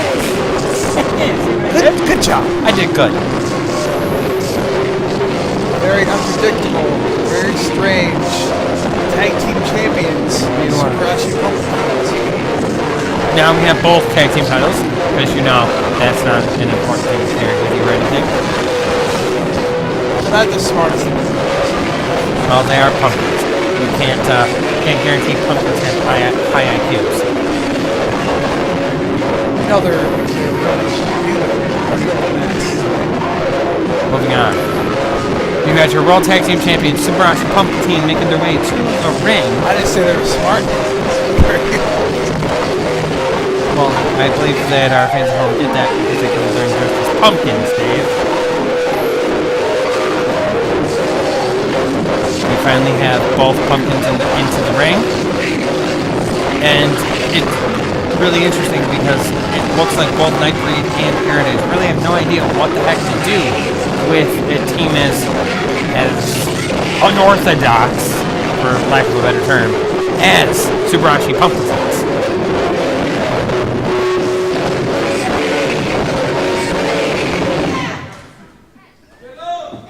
Alright. This is not an easy task because a triple threat match is one thing, but when you have a triple threat tag team match, you have 6 competitors that you have to keep in control if you're the referee. So I'd like to say to our ref, good luck. Steph's going to have a difficult time keeping order in this contest. Anyone of our referees would have a difficulty controlling this many bodies in the ring at once. There we go. The Pumpkins making the initial attack on Heritage. Nightbreed decides we're going to relax for a little bit. Why waste their energy? Press thrown to the outside. Now you're the pumpkin expert here, Dave. Is it Pumpkin 1 and Pumpkin 2? Let's go Subarashi. Alright, which one's which? We'll go 1 with the blue shorts. Alright, so we have Subarashi 1, who just had a 1 count on Bam Bam. Big forearm by Subarashi.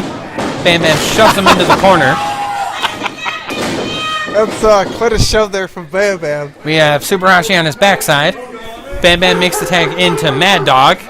Mad Dog, the fans are firmly behind of any of the tag teams in this match. Fans are firmly behind Nightbreed, as Subarashi is now, I have no idea what he's quite doing. He's doesn't want Mad Dog. I don't know what we're dealing with here. Very low him in, a vicious jawbreaker. Set him up there. And by set up, I mean he irritated Mad Dog. Above to the midsection. Mad Dog with a big suplex. A nice flip of the hips. He's got him up for a second suplex, and very thankful at the fact that Subarashi's wearing a singlet, it looks like, underneath, or we'd see a lot more of Subarashi than anybody would care to. He's got him up. Big German suplex. There is no denying the agility, the skill, the power, and the strength of Mad Dog. Mad Dog goes for the cover. He gets a 2 count. Very early in the match to get a 2 count. Mad Dog does improve every match that he competes in as well. So he's been in business a couple years. He's still considered a rookie, but he's learning, and he's he's doing pretty well. He's doing incredibly well. He's got there's a lot of talk in our business about 5-tool players. He is the definition of a 5-tool player. He's got strength, he's got speed, he's got agility, he's got intelligence. He is fantastic in the ring. And as he gets more experience under his belt, he will grow to be hands down, one of the top stars, not only in UW, but all over the Northeast region where Nightbreed works. Big kick, agility, leg kick to the back of the head of JC Perez. Mad Dog goes for the cover. And we have a Subarashi 2 wandering around, apparently confused in the ring.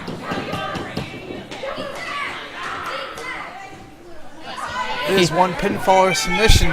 If Subarashi 2 is confused, how does he think we must feel having to call their matches? Body slam by Mad Dog. Subarashi was in there to break up the count. He was kind of right. If Mad Dog was able to get the pinfall there, I'm glad you glad you prefaced that with kinda, because he didn't actually touch either one of them. He wasn't Double there. axe handle He to wasn't the head of attempt to JC. save their championship. We got another cover, 2 count only. Rockstar. Takedown. Should add to Neckbreaker, hadn't impressed. seen Justified. The championships were won by Subarashii's after they took a full advantage. After Venomous attacked Jay Flyer. Venomous attacked Jay Flyer. And we haven't seen Jay Flyer since, and we don't know when we'll see Jay Flyer again. And he had thrown Subarashi on top of Flyer for the cover. Basically handing over full the knee championship. to Rockstar. Rock bottom by the Mad Dog. Nightbreed's got this match firmly in control in your right, Dave, and we want to take a second to send our well wishes to Jay Flyer. We hope he's recovering well at home, and we hope to see him again here real soon in the UW ring. And I'm taking the cradle pile driver from the apron through a table. We may never see Jay Flyer again, so I wish him all luck. I hope he gets able to come back. People's Elbow! A homage to one of his heroes and one of his idols in this business, The Rock. Mad Dog moves out of the way. Bam Bam goes for the seated senton, misses, hits his tag team partner. That People's Elbow was the first out of 3 attempts we've seen Mad Dog do the past few shows here. Rake to the eyes, Prez regains control, but you can tell he's the worst for wear from all of the punishment he's endured so far in this triple threat match for the UW World Tag Team titles. Prez follows him in with a big clothesline. He's currently got the upper hand on Mad Dog. Big chop. Ooh. Felt that one. Prez makes the tag to Bam Bam, Bam Bam in. We've got Mad Dog isolated in the corner, which is a difficult yet incredibly smart move in a triple threat match. Bam Bam goes for the cover. 2 count. Rockstar went in to make a save for his partner, but Mad Dog was able to kick out on his own. Irish whip off the corner, Mad Dog. Bam Bam, clothesline, Mad Dog ducks under. He's got him up. Attempted a head and arm suplex. Bam Bam was able to block it. Series of big shots. Bam Bam's now got him up. A floater suplex. Rockstar was able to make the cover. Bam Bam has you think a great athlete in our history is able to throw a suplex. Bam Bam is right up there with your Brock Lesnar, your Taz. He throws an incredible. We've seen a couple of suplexes from Bam Bam tonight. He throws an incredible suplex for a man his size. We have Pumpkin 2 in the ring. Taunting Robbie Vegas, 1/2 of Nightbreed.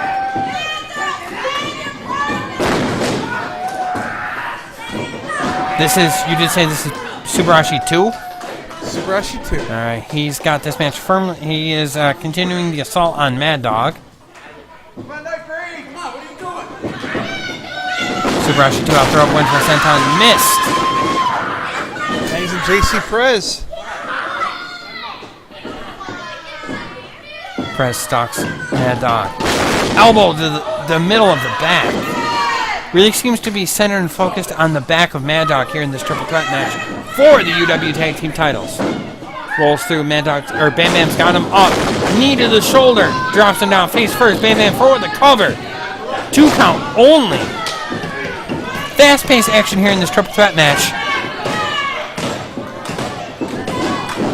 Mad Dog blocks it. Shoves. Bam Bam off the ropes. Got him up. Sit down. Driver. Johnson called the 86th. Both men down on the mat. Who gets an advantage is going to be a matter of who's able to reach his partner for a tag first. Bam Bam's definitely closer, but Mad Dog needs to make a tag to the Rockstar to get a fresh man in the ring. Action is fast and furious here tonight in this triple threat match for the UW Tag Team titles, fans. Dave and I. Mad Dog is a good distance from Robbie Vegas here. Can he make the tag? Covers a lot of ground, makes the tag. Rockstar in with JC Perez. Clothesline. Follows it up with a second one. Super kick to the midsection. Irish Chouette. Perez into the corner. Rockstar follows it up with a double knee to the chest. Shoulder into the corner. Down goes JC Perez. Follows it up. Second rope. Every match. Double kick. 3. Bam Bam makes the save with a double axe handle to the back of Rockstar. This match is starting to break down. I give the ref a lot of credit. She's doing everything possible to regain control. She has kept order here. Super kick. Down goes Bam Bam. As best to anybody's ability when you get this many athletes in the ring at one time. Big forearm by the Mad Dog off the ropes. Blind tag from Subarashi, number 1. Modified heart attack on JC Perez. Subarashi in the ring. Tosses Mad Dog out. Tosses Rockstar out. Goes for the cover. No. 1, 2, 3. Subarashi's Smarter than they look. Yeah. Which isn't saying much, but you're still your World Tag Team champs. Subarashi's. They surprise you. They steal the victory. Subarashi headed to Batavia on 7-7 to defend the World Tag Team titles.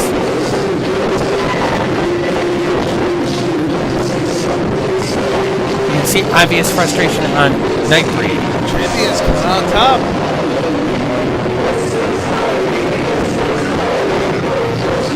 They outsmarted the competition. They did.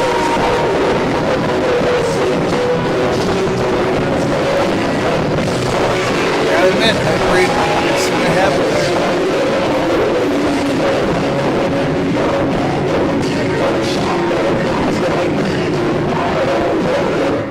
That's how it's going to be. You heard Nightbreed. They're coming to Batavia, New York.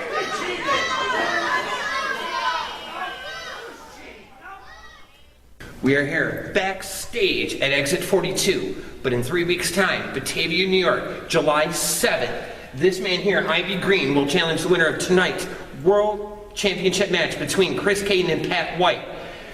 3 weeks' time, you are getting a shot at the UW Heavyweight Championship. What are your thoughts going into the match? I like how you say time, because I'm running out of time. See, every morning I wake up and I see Father Time in the mirror, and then I think about it. See, Chris Kayden, I don't got much time left here, and I think it's about time that I wore that strap around my waist. So Chris Kayden, at Double Down, it's my time. Thank you so much for your time. Thank you.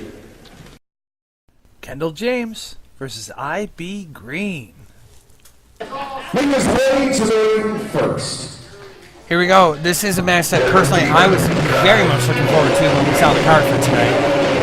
This will be very interesting. These two do have a hatred for each other. They've been on the same team, which is known as the James Gang for a short while. And now once again on opposite sides, facing off one-on-one. You can make the argument that Ivy Green is really the reason, part of the reason why Kendall James no longer is the UW Heavyweight Champion.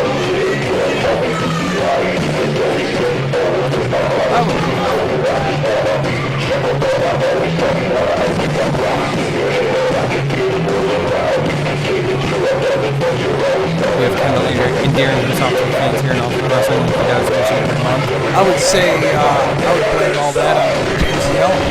Be the reason why that man no longer has no Rose West. Because apparently he doesn't know what to look for. Because obviously Kendall James fucking was in there. Nope. Called for the get-go. James the Elmo did not see it. It's still called for the cat-go. This has a problem with that. STF. Any other which way to call it.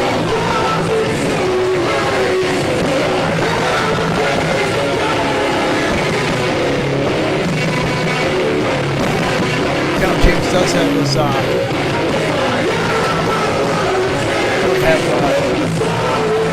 hands full, I would say, against Ivy Green. These men know each other very well. There's an incredible level of animosity there, and these two men want nothing more than to rip each other apart.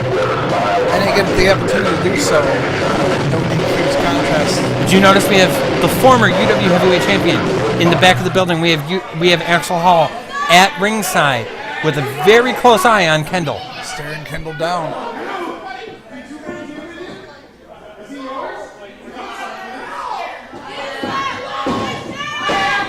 Kendall very clearly realizes that Axel is in the building. I gotta admit, that was hilarious. There is still a lot of the story left to be told in the rivalry between Axel Hall and Kendall James. It's a never-ending story. It's never gonna end. It'll end when one of these two are no longer in Ultimate Wrestling, that's for sure. That's the only way. Kendall weighing on his opponent. There's a lot of distractions between the fans who are heckling him and Axel Hall at ringside. There's a lot of distractions that Kendall doesn't need as he prepares for what is going to amount to a fight. Not a match, a fight with Ivy Green. Kendall is one sharp individual. Oh, agreed. There's one man that can put that behind him and continue on what he's going to do at the moment. And the question has to be asked. Ivy Green goes in 7-7 and Double Down to face Chris Caden, or Pat White for that matter, for the UW Heavyweight Championship. How much of Ivy Green's focus is on Kendall James? And is there a possibility he's looking ahead to 7-7 in the table?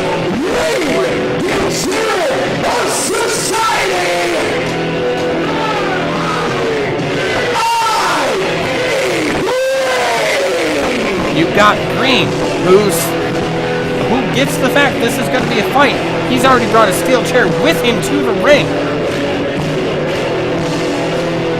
Fans are really embracing Ivy Green, which also tells an interesting story as we go into 7-7 and Double Down. Who are the fans going to be behind? The fans are really starting to embrace Ivy Green, but the fans love our UW Heavyweight Champion, Chris Caden. It's definitely going to be a split crowd.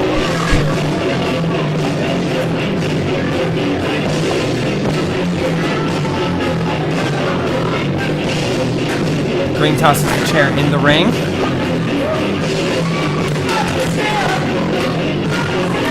grabs the chair. Looks like we got a pair of chairs. Not really. We're going to have dueling chairs? What are we doing here? Everybody wants to sit down and have a little chat. I've always thought all great wrestling matches start with a good conversation.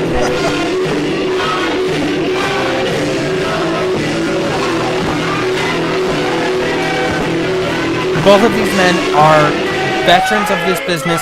They've given their bodies to this business, and both of these men are going to tear each other apart. They want nothing more than that in this match here tonight. Habib taking a seat. Not really sure what we're doing here. One of the many interesting things we've seen so far here tonight.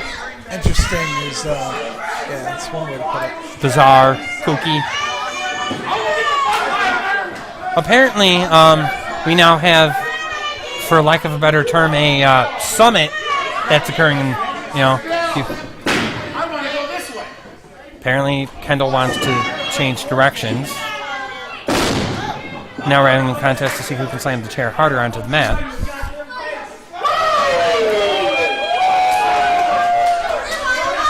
We're cheap shots. We're a fake out there. IB is apparently giving Kendall the first shot for free. I don't quite understand the strategy on this one. Do you, Dave?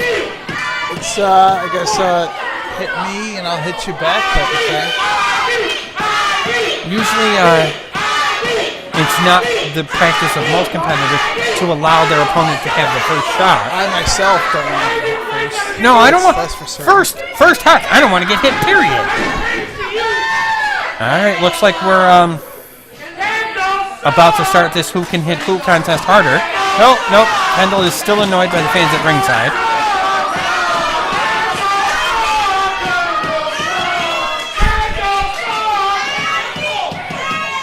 Boy, Kendall gives it just as good as he receives it from our fans in Phelps, doesn't he? He does.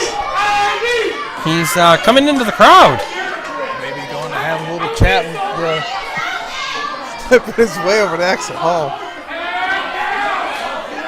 Axel and Kendall, boy, these two hate each other. With the passion. Kendall could never miss an opportunity to stick it to Axel any possible opportunity he gets. But Kendall's got a double tough opponent in the ring waiting for him, and he needs to spend a little less time needling Axel Hall and a lot more time with his opponent, the #1 contender for the UW Heavyweight Championship, IB Green. Hall being out of action here at Ultimate Wrestling with a torn ACL, which would not be back in the ring for at least 6 months. Suffered during his victory over Kendall James At the to Convention 12. become the UW Heavyweight Champion. Now both men are up. Fans are firmly behind IB Green here tonight at Phelps for Exit 42. And both men look like they're about to sit down, and we're going to get this. I'm going to go with contest underway. Oh, the big jab from James. Big shot to the chin.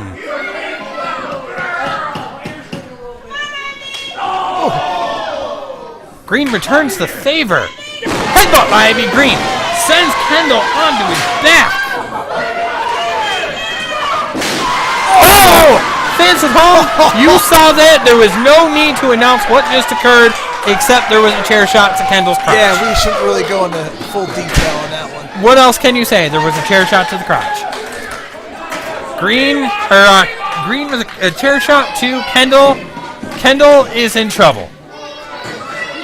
And that, it's early in the year, but that may be the front runner for understatement of the year. I kind of hope that for James's sake, there's any more kids, because they might take care of him right there. Bottle of water to the forehead. Kendall has no idea where he is at the moment. IB Green's got another chair, just literally drops it onto Kendall. Drops another chair on him. At this point, he's just throwing chairs at Kendall James. Very unpredictable and dangerous, IB Green. The man who's had matches named after him. Elbow to the forehead. What does that say about IB Green when he has his own match named after him? You know, it's very reminiscent when you see chairs being thrown like that. It's very reminiscent. Any wrestling fan will equate it to the infamous Philadelphia incident where fans started throwing chairs into the ring between the Funks and Public Enemy. Where it's a similar type of moment where you're just seeing chair after chair after chair. Oh, another bottle of water to the head. And pouring it to the backside of Kendall James. Fans, what else can you say? He dumped a bottle of water down Kendall's pants. Big elbow to the back of the head. Fans are firmly behind IB Green as he's in firm control of this match here tonight.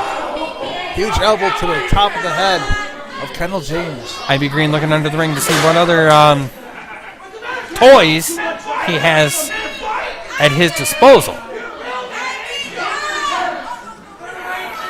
Briefcase. Grabbing the mic case. Mic case. Top of the head. Well, I think we need a new mic case, Dave. Yep. Because that one currently has the imprint of Kendall James's face into the mic case. And that cannot be good for the quality of mics. And it's important to keep your mics in good working order. Oh, ring bell. Oh! I know as I bring my production equipment to the shows, I know to hide them. Oh! Yep. You saw it, folks. No explanation needed on that. 2 rings of the bell, one to the back of Kendall's head and one below Kendall's pants. James almost slipping there. Kendall stumbles. Well, there's a lot of water at ringside. There is. From IB Green as he used the bottles of water as weapons on Kendall James. Kendall is in serious trouble as he's trying to regain control of this match. Looks like they're going into the audience. This is never a good sign, guys. We have both competitors in the audience as he tosses IB Green into Axel Hall.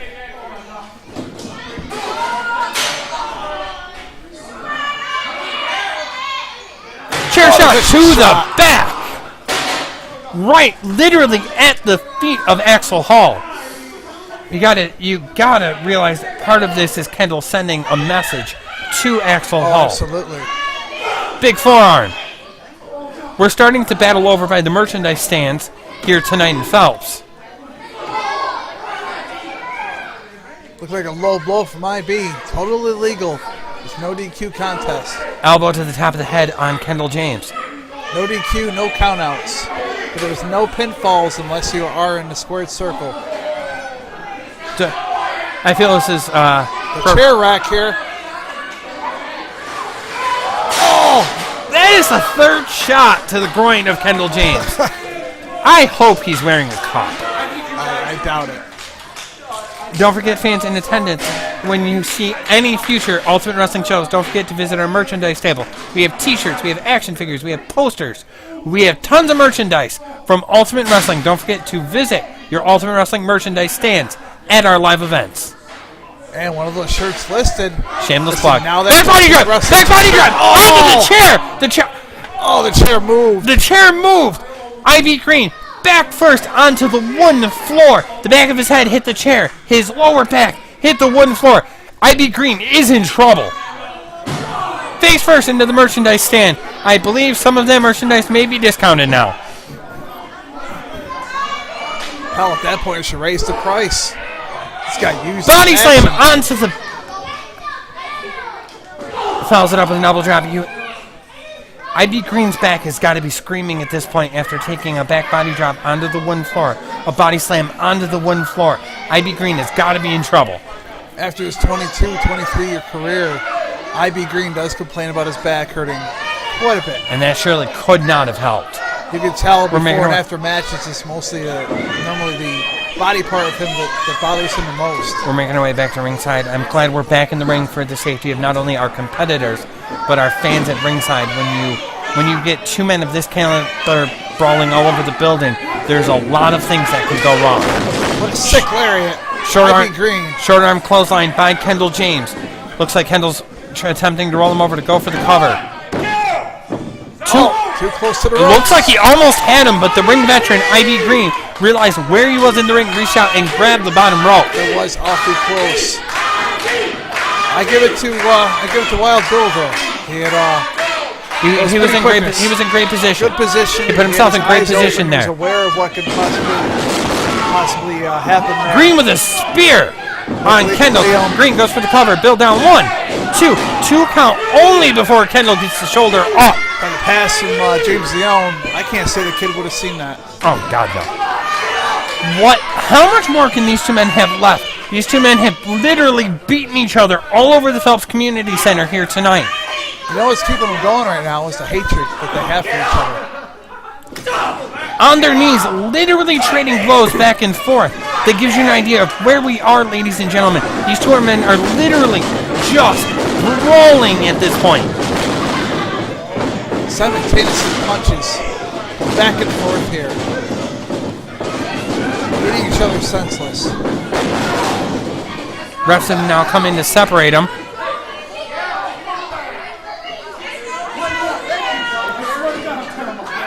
I believe this match has got to be thrown out at this point. Maybe. Yep, there's the signal, guys. Wild Bill.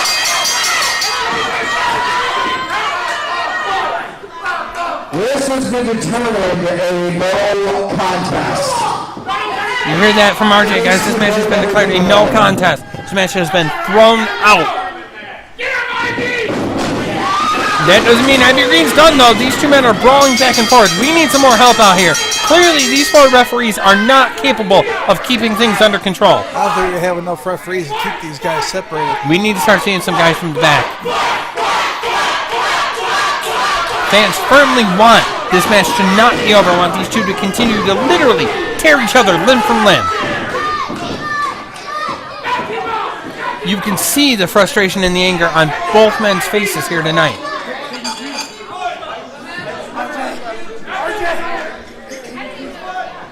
Refs are doing the best of their ability to be able to keep control in this match.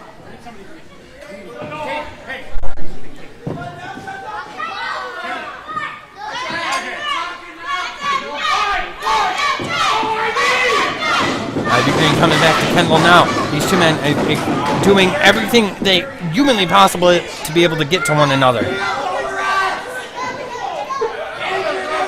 each other with a passion. W Heavyweight Champion possibly making his way to the ring. You hear it, Chris Kane's music. Champ making his way to the ring, guys. Let's see see what the champ's take on what's going on is right now. Being that one of these men is the person he defeated for the title, and the other one is his challenger, 7-7. We're waiting on the champ to come through the 10th of the night. I for one personally cannot wait to hear what the champ's got to say. Oh, Kendall's got the mic. Kendall, shut up! For the proof that that bitch, Chris King, ain't ready to be heavyweight champion. He doesn't know when it's his time to shine. So you know what? I got an idea, Mr. Number One Contender. Let's put this match a little bit higher on the bill. How about Batavia on 7-7 in the main event for the UW Heavyweight Championship? We got Ivy Green. We got Chris Caden, the reigning heavyweight champion.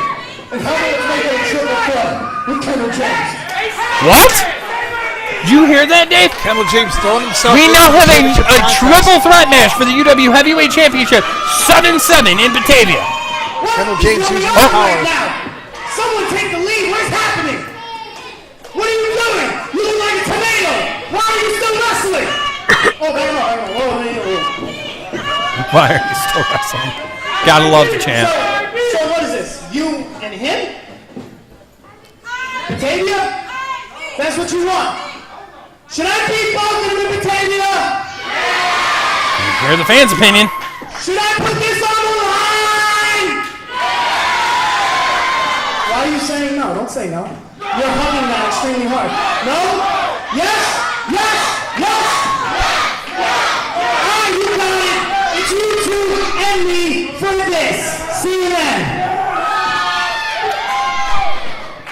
There you have it, guys. First off, who even knew you were the heavyweight champion? I didn't. Second of all, I'm going to enjoy beating the hell out of both of you on 7-7. And let me know, the newest heavyweight champion of UW, because I'm the ball collector, and I owe you a serious ass whipping. You heard that. Ivy Green's taking his claim that he will walk out of Batavia 7-7 as our new UW Heavyweight Champion. These two men desperately want a piece of one another. Ivy Green is an Ultimate Wrestling original. He never once held the UW Heavyweight Championship. This is his time. You got to give the champ some props. He is not shying away from what is an incredible, what once was a difficult challenge, now is almost insurmountable. A champion never has an advantage in a triple threat. Caden, James, Green, 7-7, double down.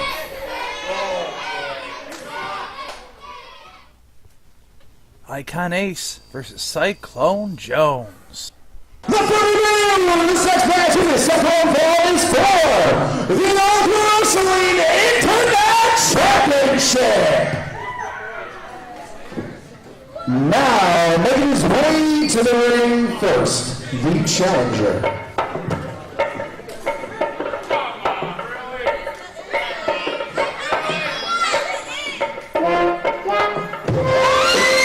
Here we are, guys. Internet Championship on the line. Icon Ace, Cyclone Jones. What a great match is going to be. These two know each other pretty well for the past few months. These two men had many battles.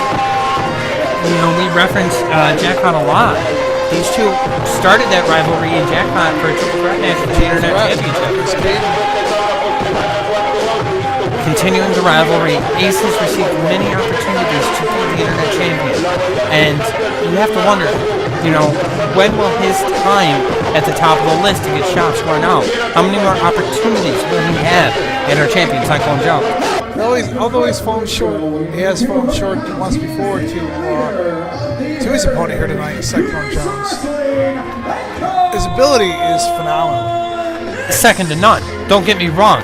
And part of me believes that's the reason these matches keep occurring is the fact that even though he comes up short in victory, he has had some incredible showings against the champ. Keeps improving and proving what he's got.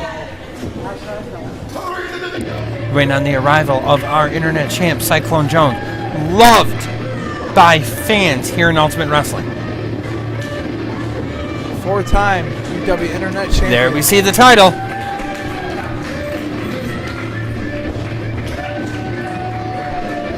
Customary, we see the title come out, and now we see the champ. Weighing at 274 pounds, your Ultimate Wrestling Internet Champion, Cyclone Jones! Champ is the building guy, Cyclone Jones. Man with two of the most brutal match finishers here in Ultimate Wrestling. The Cyclone Punch, the Cyclone Bomb. They're insane. The man is an incredible in-ring performer. He is loved by our fans. No matter what town we visit, when we're on tour, it is universal, their love, respect, and admiration for our internet champ, Cyclone Jones.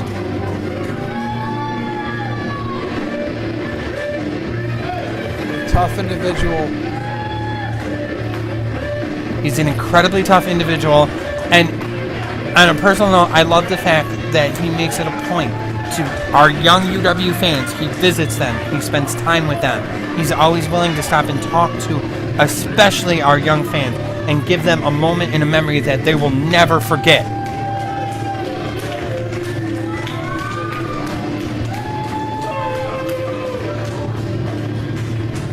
Jones striking a pose on the middle rope.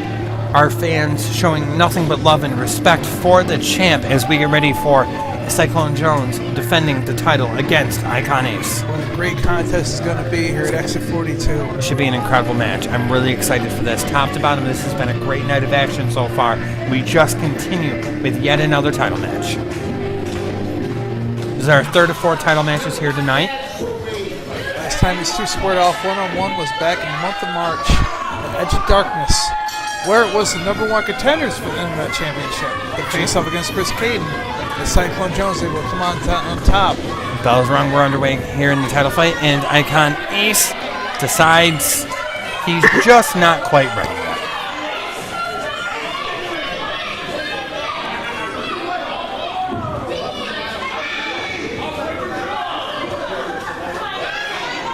Our wrestlers really do spend a lot of time interacting with our fans, don't they? They do, especially Icon Ace.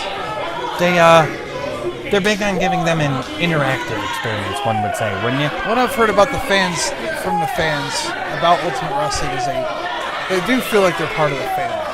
Because they do get involved in the matches as much as the wrestlers do. So if it's negative or positive feedback to them during a match, they enjoy every second of it. As they should.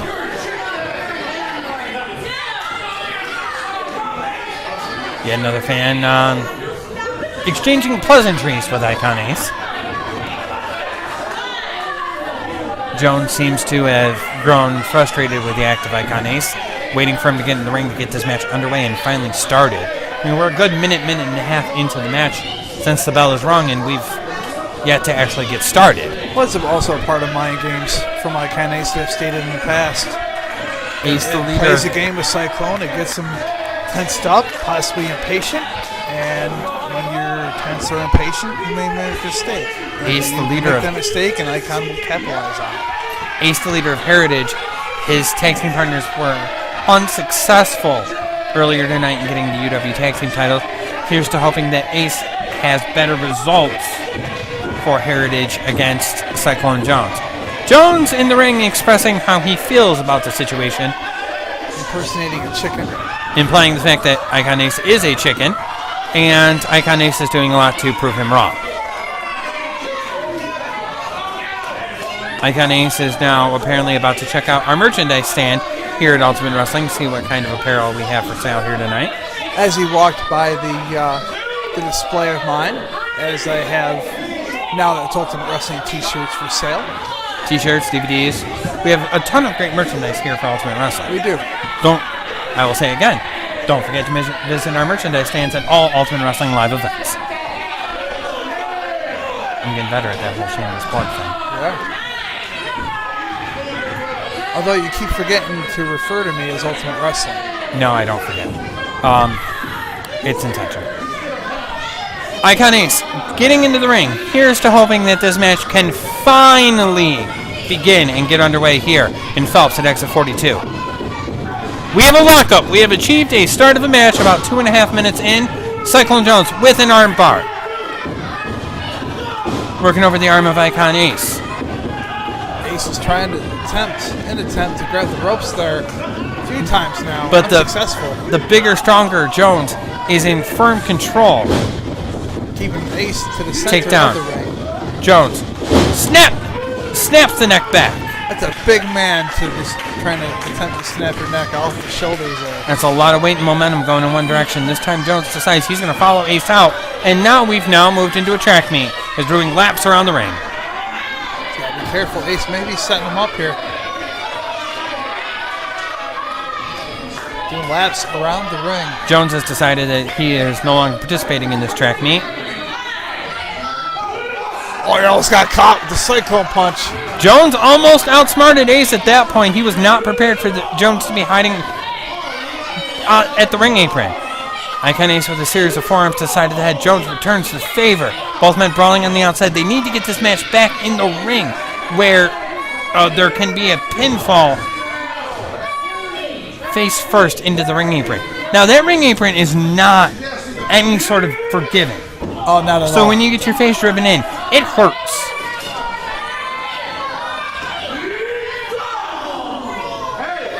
Big side kick to the face of Icon Ace. Jones at the moment has this match firmly in control as he tosses Icon Ace back into the ring. Jones taking a second to get fan support and encouragement to help him continue in this match. Jones himself gets back into the ring. Ace starting to get to his feet. Icon Ace catches Jones as he kicked the rope. The rope went into the below the belt region of Cyclone Jones. Follows it up face first, driving Jones into the mat.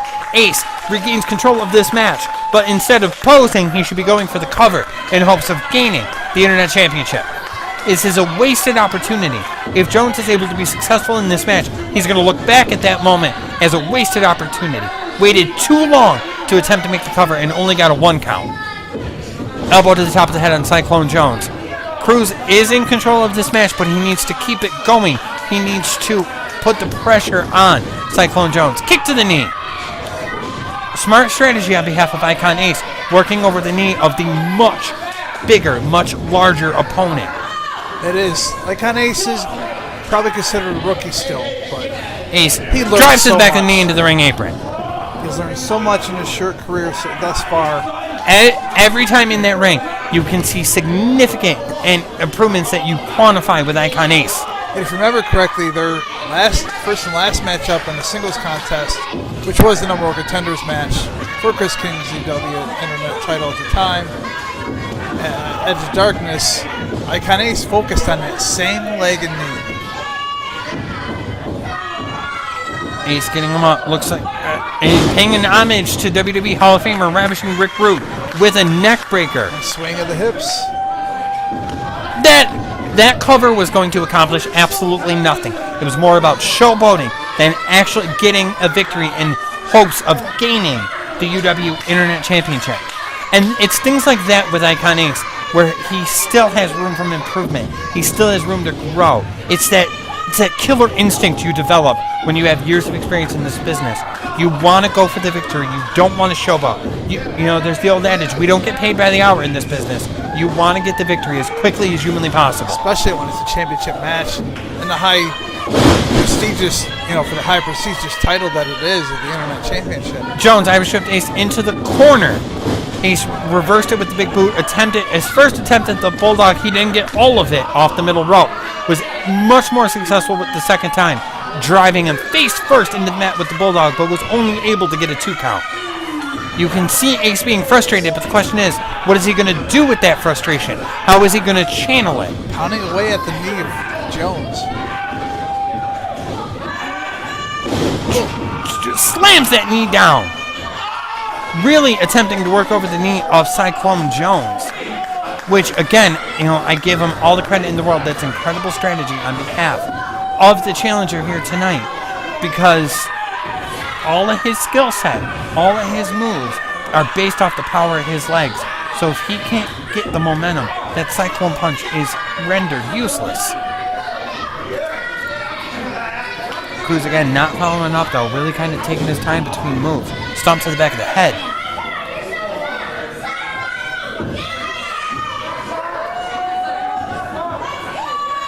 Cruz has got him up, blocks it. Big punch! Now they're exchanging blows in the middle of the ring. This is not where Icon Ace wants to find himself. He wants to rely on his speed and agility as opposed to trading blows. It's never a smart idea to trade blows with Cyclone Jones. Not with someone that you give up size strength to. You never want to get into just a standing in front of him fist fight. Because that's not a victory you're going to win. Both men down. Ref's got the count going. Both men hoping to get back to their feet. First one to their feet is really going to develop an edge in this match. Cyclone Jones really hoping to draw off the strength and the energy from the crowd as he works to get his way back to his feet. You can see the frustration. You can see that determination and killer instinct we're talking about. Ducks under. Cyclone with the clothesline. Follows it up with a second one. Third elbow into the corner. Doing what he can on one leg here. Jones has got him up, but that knee's not holding. Icon Ace following up with a series of shots to the back of Cyclone Jones. Attempted to go for a shot, ducked under, knee. Cyclone has him up. Clothesline, drops him. He went to look like it was going to be a face-first suplex, but he modified it. Dropped the knee first into the chest of Icon Ace, but that knee is in trouble as Jones goes for the cover. No break. Ace, another good call. knowing where he was. UW official. Bill's done some great work tonight in the matches he's had. Both men attempting to get to their feet, something that is much more difficult for Cyclone Jones at the moment, given this how badly his knee's been worked over. I called Wild Bill. I didn't realize it was Stephanie in the ring. That mistake was your fault. It was. Mr. Ultimate Wrestling. Moving on. He attempted to get him up in a tilt-a-world slam, but the knee gave out. Sit down DDT. Beautiful move by Icon Ace. Jones is in trouble. Ace has got this match in control. Could we be staring at the beginning of a brand new UW champion? Beautiful moonsault off the middle rope. Goes for the cover. 2 count only. Great position by the ref. I want to give the ref her proper credit here tonight, unlike other people.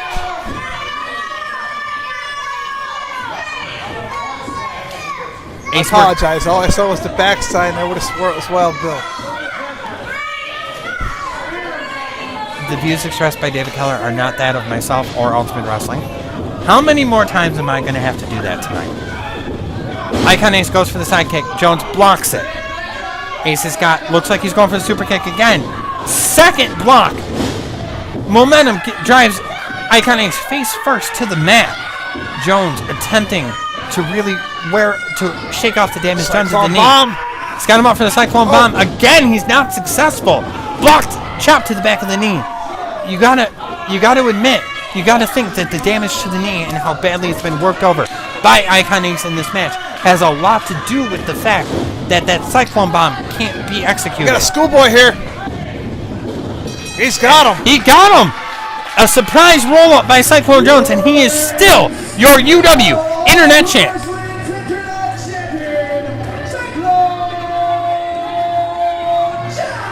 But we gotta wonder the fact of how bad a shape is that knee in. It took one hell of a beating.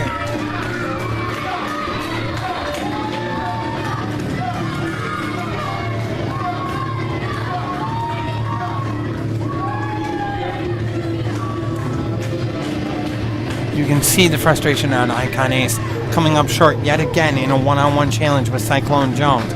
But he has to take solace in the fact that it was an incredible showing by this young man. He's got one hell of a future. Congratulations, Cyclone Jones, Poised to retaining be his championship once again.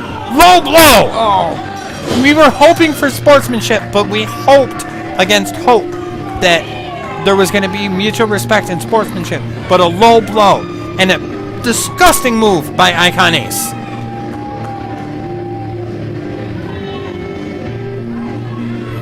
Just to reiterate, your Ultimate Wrestling's Internet Champion, CYCLONE Jones! Jones may be the victor, but he is the worst for wear, to say the least. And I feel like this may not be the end of it for Cyclone Jones and Icon Ace. Bill out to check on the condition of Cyclone Jones, see how he's doing.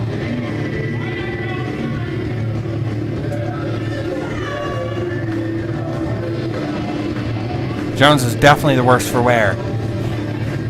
He won the battle, but it's still to be determined if he wins the war.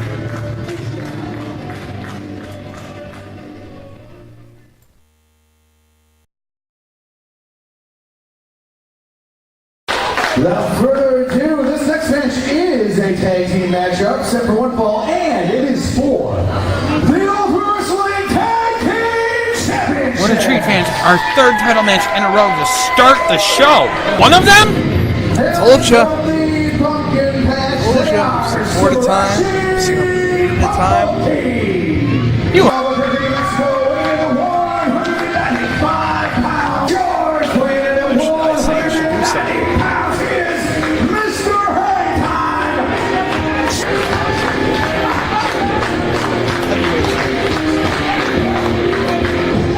two great talents in this ring and make an incredibly unlikely pair of partners. Takedown by Flyer makes the tag into Venomous. Venomous in on Pumpkin, will say 1. Both men off the rope. Double drop kick! Because I don't care if it's the Pumpkins or anybody else. You have to communicate to be an effective tag team in order to stay at the top of the mountain as the UW Tag Team Champs.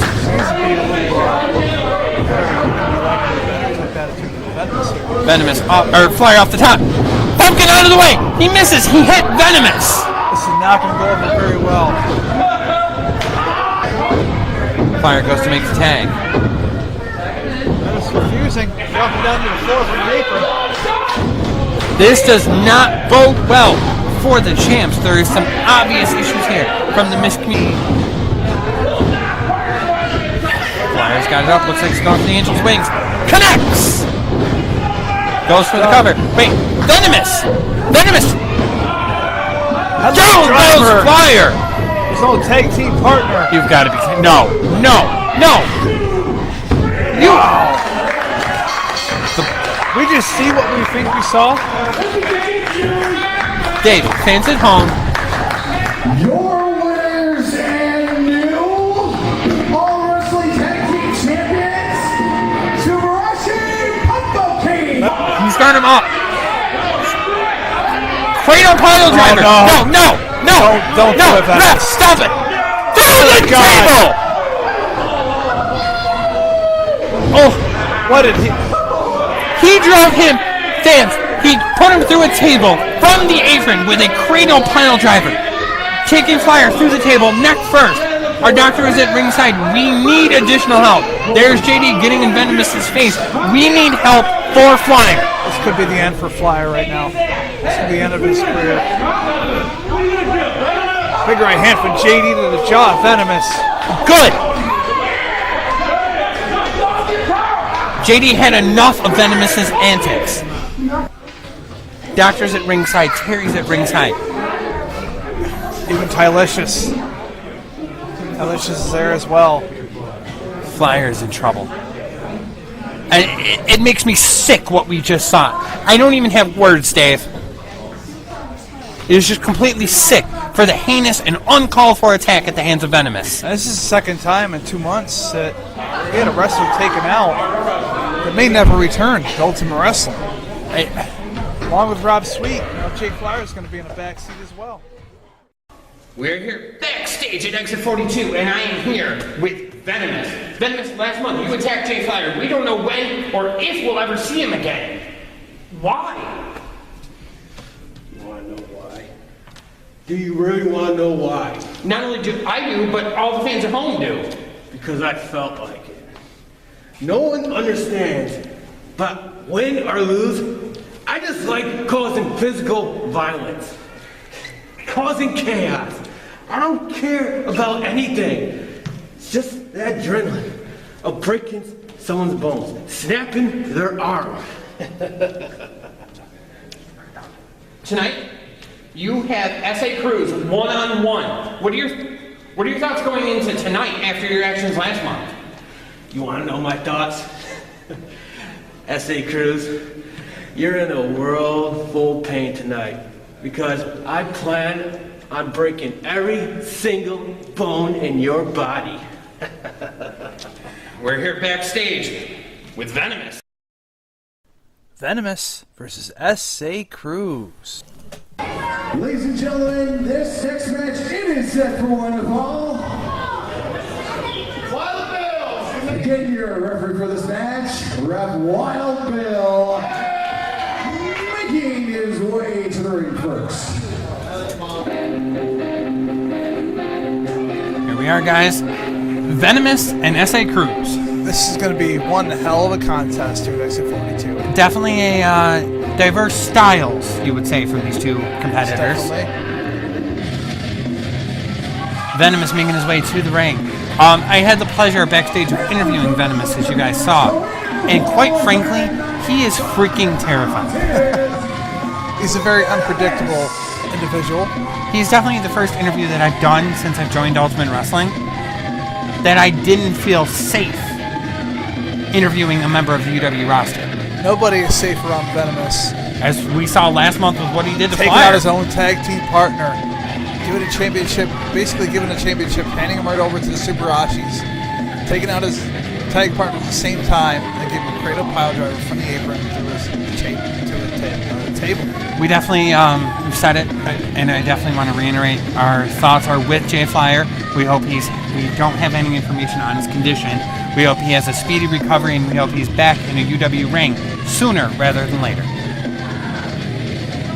If we ever see him return.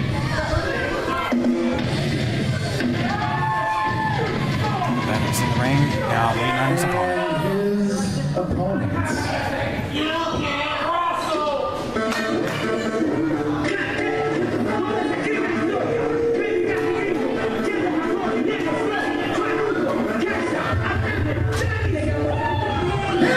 S.A. Cruz making his way to the ring. Another one of the young, exciting, high flyers here in UW. Man with moves that come out of nowhere. Things you've never seen in your lifetime.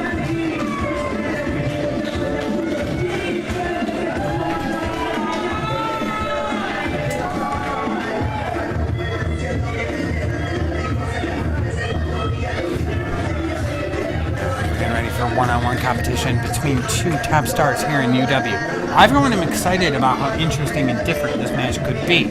Absolutely. Is it going to be the brawling, physical style of Venomous that wins out, or is it going to be the high-flying agility of S.A. Cruz? Well, these two competitors, I have to say, that it's going to be pretty much cut down the middle. Definitely going to see a lot of both. Venomous very quickly kicking things off by getting in the face of S.A. Cruz. Trying to intimidate his opponent. Which is, Venomous said something very easy to do, but Cruz doesn't seem to be wanting any of it. Ducks under, kick to the midsection, side headlock. Action underway here, Irish whip. Shoulder block, down goes S.A. Cruz. Venomous off the ropes. Jumps over. Leapfrog. Irish whip. Cruz follows it up with a drop kick. Arm drag. This Venomous powers to the outside. Don't give me that look, Nick. You know I gotcha. Cruz up and over, but sees Venomous moves. Kick. To the chin of Venomous. Flying back elbow connects on the outside. Venomous is down. Fans are firmly behind S.A. Cruz here in this match, hoping that S.A. Cruz can, in some small way, avenge what happened to Jay Flyer. Cruz is going to have to stay on top of Venomous here. Don't give him any room. Oh, big mistake. Cruz to the crowd. He's going to pay for it. Cruz getting back into the ring. Venomous is goes in, shoulder block to the midsection. I was going to say, Venomous is a veteran that you need to stay on top of. Catches Cruz. Up. Knee to the back. Venomous is a well-traveled performer. He goes as far as Connecticut, Florida. He goes all over. Every weekend he's someplace else, wrestling, owning his craft, learning what he's got to learn. And wreaking havoc and leaving a path of destruction all up and down the East Coast. Former 3-time Ultimate Wrestling Champion. He's held all the gold here. We were 3-time Tag Team Champions. He's now 4-time with his former partner, Jay Flyer. That was a short-lived marriage. Venomous has got this match firmly in control. You know, it lasted longer Cruz. than what I would have predicted, to be honest. I would have predicted 5 minutes. Big shot by Venomous on S.A. Cruz. Follows it up with a shot to the side of the face. We had thought we had seen a new light from Venomous. But we're wrong. Kick to the back. Venomous, as you saw from the promo before the match, is one that you cannot trust. He's definitely a loner. He's a loner because he chooses to be.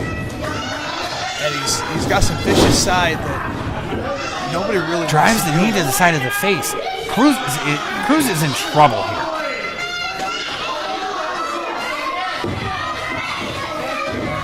Cruz is going to want to find an opening, capitalize on it. He's in big trouble. S.A. Cruz, this match carries very special importance to him because his daughter is ringside. This is her birthday tonight. And I'm sure he would want nothing more than to give his daughter the birthday present of a victory here tonight at Exit 42.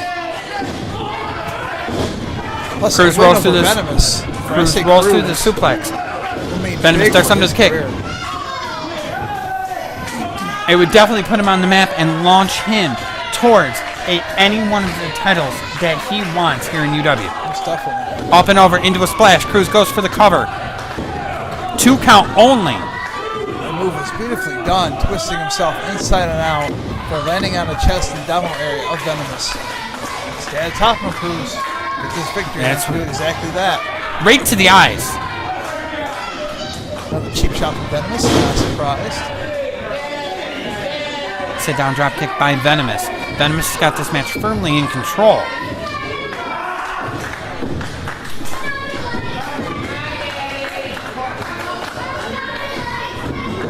Venomous forearm to the back. Cruz is in trouble here in this match, guys. Irish whip off the corner. Venomous. Cruz ducks under the clothesline attempt. Tilt-a-whirl. Venomous is in the corner. Cruz looks like he's mounting a little bit of momentum. Hopefully he's able to keep it going. Good quickness shown there from Kick to Cruz. the midsection. Oh, that kick came out from nowhere. Top of the head of Venomous. Can he go for the cover? Referee Wild Bill counting both men down.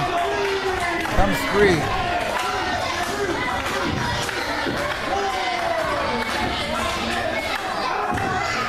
Both men attempting to make their way to their feet. Venomous first one up. Fouls it in. Cruz blocks him. Counters with a forearm. Fouls it up with a second flying forearm. Ducks under the clothesline. Wheelbarrow.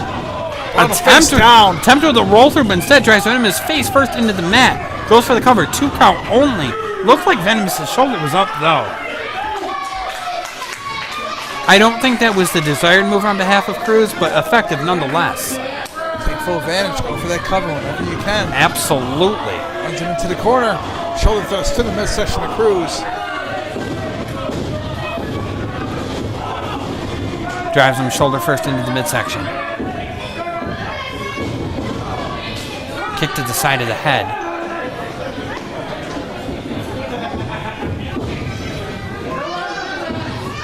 Venomous has him out going for a big slam. Venomous in full control here. He's in some trouble.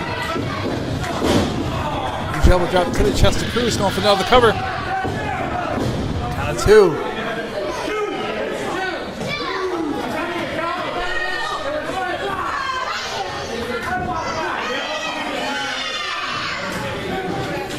We predicted quite a match here tonight. It's been exactly that. They've absolutely delivered. Venomous drives Cruz face first. Follows it up. Venomous gears up for the Irish whip into the corner. Follows it in. Double kick ago, to the chest. Who's this little girl cheering him on?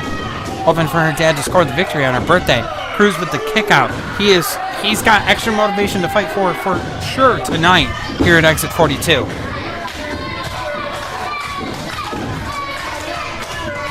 Stated earlier, it was the first time his daughter has been there at Ultimate Wrestling to see him perform in this explosive. What a special treat it would be to be able to score such a large victory on his daughter's birthday.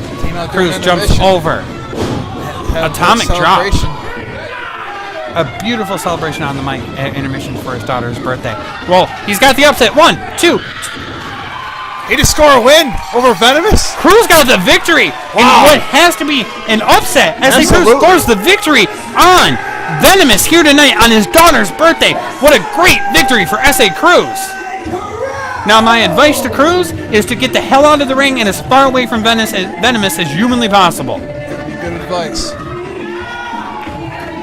Venomous has got to be angry, and Cruz has got to watch his back.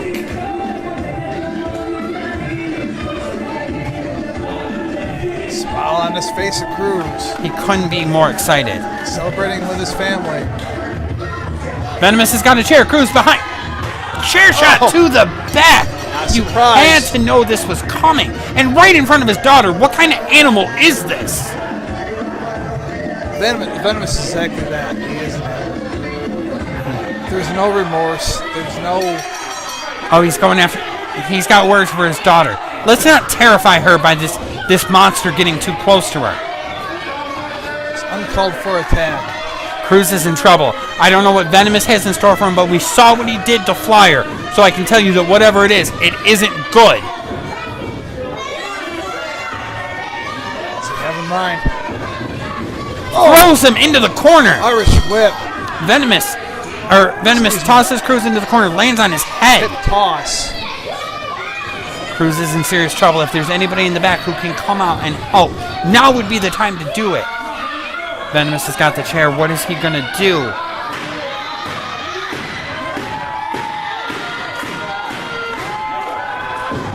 Launches the chair into the face of S.A. Cruz. Cruz may be unconscious here. No, Cruz is in serious trouble here, and it doesn't look like Venomous is done.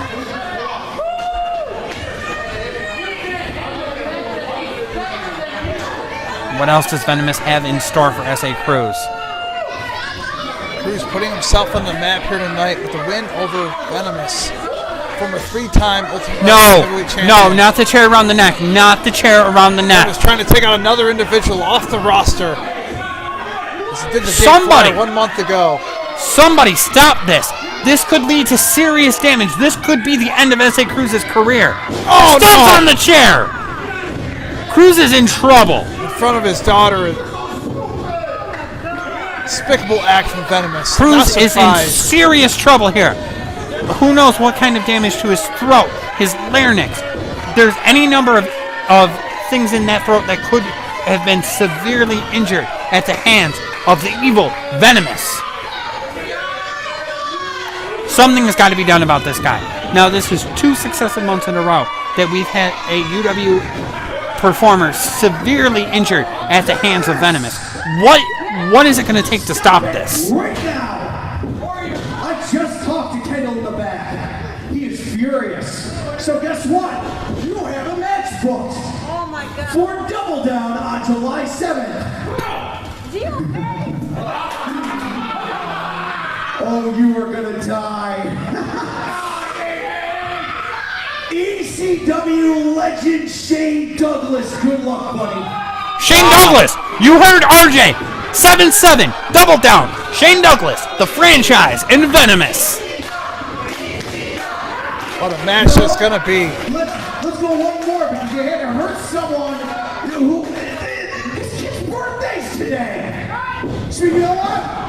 Let's make it a street fight. What? Street fight. No rules. 7-7, the franchise, and Venomous. Wow.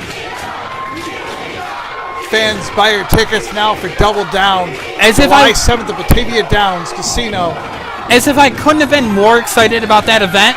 Now, Venomous taking on his frustrations. A series of vicious Chair shoves to the back of S.A. Cruz. Enough is enough! Venomous just finding out that he has to go into a street fight. 7-7 with the franchise. As if this card wasn't stacked enough, we're adding Venomous one-on-one with the franchise. And a street fight. Venomous finally deciding to leave the ring area. I just hope the injuries Cruz sustained aren't too severe. Cruz is booked to be there at Double Down. I really hope he's able to make it. It would be a horrible shame if Venomous took another competitor and put him on the shelf here in UW. Cruz is back on his feet with a little assistance, but back on his feet.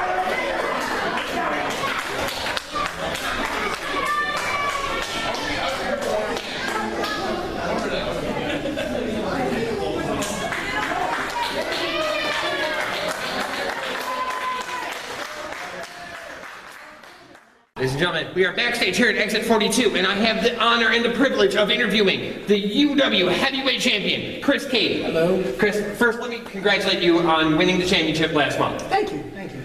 A couple months back, you had an incredible contest with Pat White. At that time, it was for the Internet Championship. Oh, yeah. Now, I just got done interviewing him, and I got to admit, he's a bit of a dick. No arguments there. Fair enough. What are your thoughts? Again, doesn't want to talk. Okay, I'm sorry. Fair. What are your thoughts going into the title fight tonight? I'm looking to win. I'm looking to keep my title. He's a young guy. He wants the chance. He wants this opportunity. And what better way to show off? Show off the young guys. Well, I want to wish you the best of luck in the title match tonight. Okay. Here backstage with the champ. This guy's cool. I like him.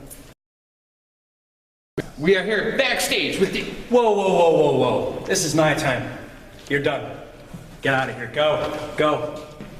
UW fans, I just wanted to let you know that tonight, the future begins. Because last time I faced Chris Cayden, he made me look like a fool. But now, I know exactly what to expect going in, and the stakes have never been higher. So come out, watch me win the UW title, and then get used to watching me wear that belt. Because I'm going to have that title for a long, long time. Pat White versus Chris Cayden.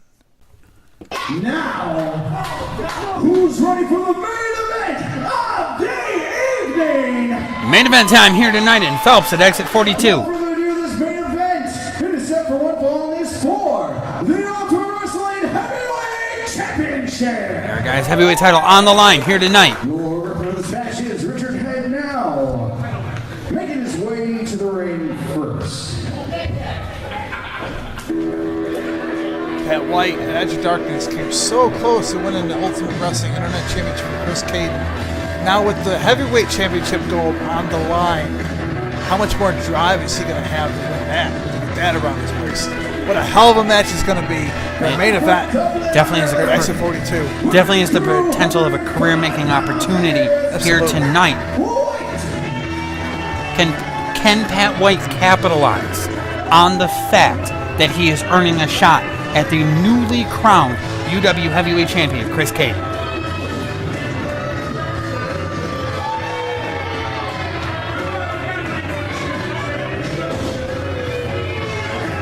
White definitely looks confident here tonight. Absolutely. But confidence can only get you so far, especially when you're in the ring with someone the caliber of Cayden. And only been in the business for 2 years now, as far as I am informed. So the opportunities he has had and the improvements that we have seen just over the past couple months, he made his debut in that matchup against Chris Cayden for the UW International Championship. These are some hell of a matches since then. Here we are, guys. Cayden making his way to the ring. We saw him.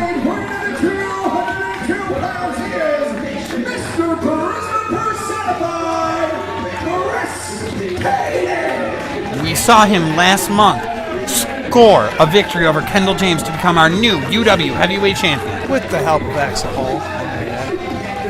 You've added it all night. Well, it did come into a factor. That, you know what? I can't argue with you, Dave. Axel Hall did play a factor in Kayden winning the UW Heavyweight Championship. And our new GM, JEDI, did nothing wrong.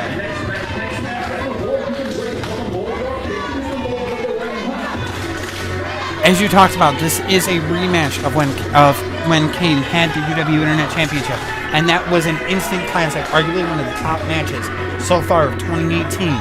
So there's a lot of pressure on both of these competitors because they had such a great match the first time around. I think it's what gave White the opportunity to go against for the World Championship here tonight. That match was so great and could possibly have stolen that show at Edge of Darkness. Agreed. They're like, why not give the opportunity to White once again to see what that kid can do? Well said.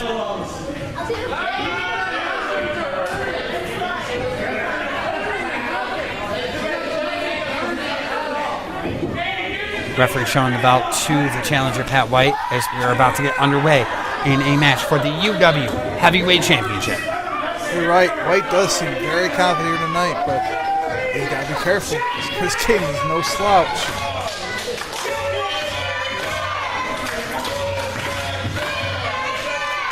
Fans are behind Kayden at exit 42. We saw Kayden earlier tonight in the setup for 7-7 at Batavia Downs. Well, it will be a triple threat match between him defending the title against #1 contender Ivy Green and the man he beat for the belt, Kendall James. Now, we talked about this. As long as he keeps the championship. We've talked about this with a couple of the other matches tonight.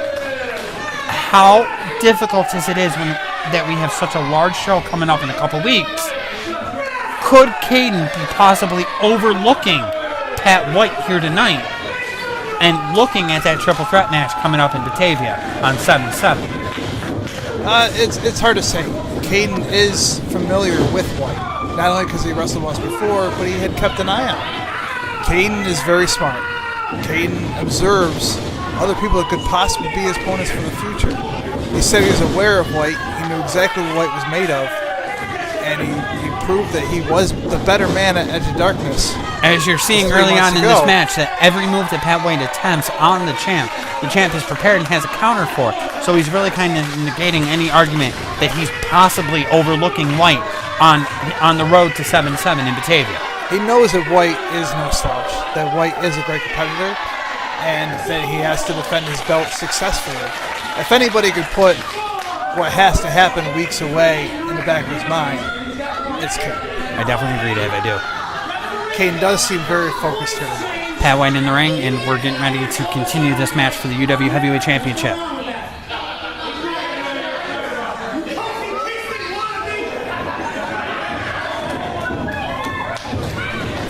If you didn't pick that up, Pat White has been falling in and out of his Irish accent, and Kayden referred to him as a Kofi Kingston wannabe. We all remember Kofi, when he broke into WWE, was originally from Jamaica, and you saw how that turned out. So, Kayden's drawing some comparisons. White, though, has the upper hand on Kayden in the moment, choking him in the corner.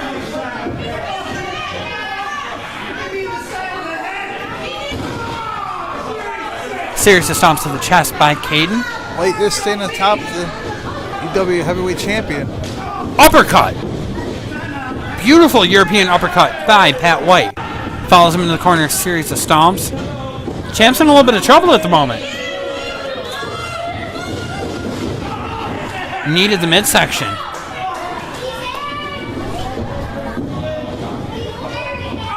Big forearm to the back. The champ is down. And the champ is in a little bit of trouble here early in his first title defense. That was a chop. He is so smart. White follows it in with a choke. That chop looked like it may have saved him from a knee contact to the jaw, catching White just in time.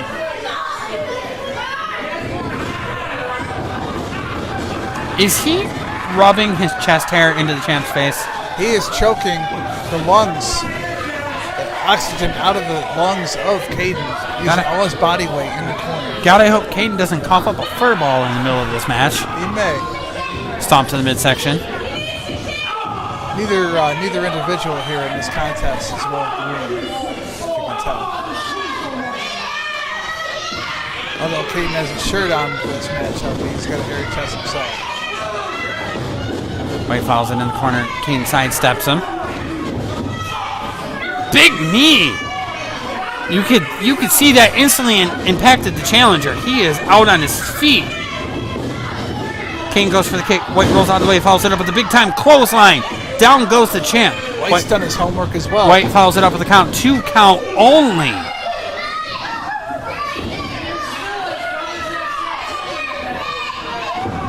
Knee to the lower back.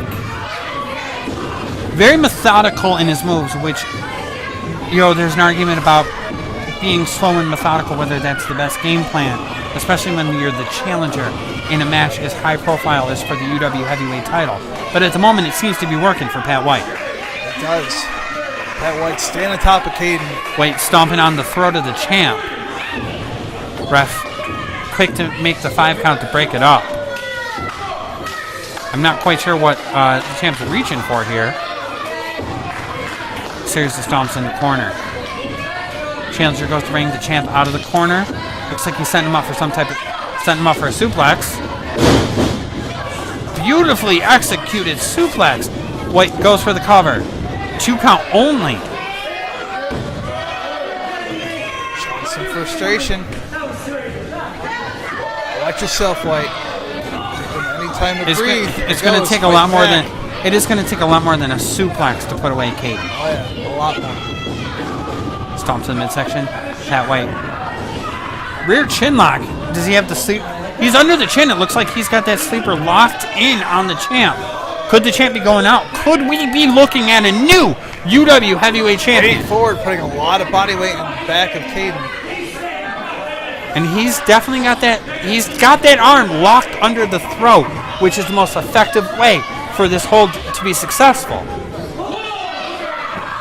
If he's able to hold on and win, if he's able to upset the champ, I think it would be just that, a monumental upset on behalf of the challenger here tonight. Second win looks like by Kayden. Looks like he's fighting back to his feet.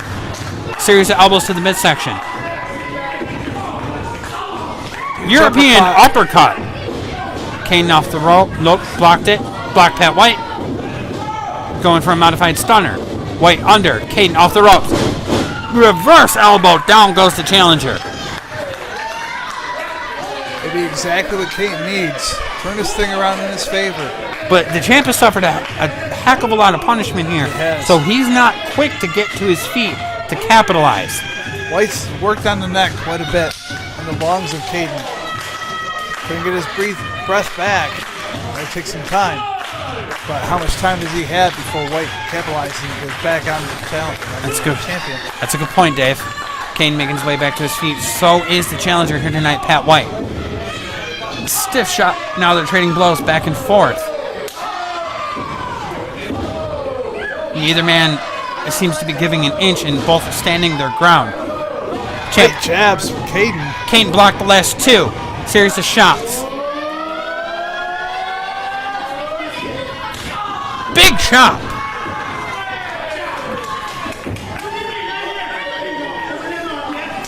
Another big time chop.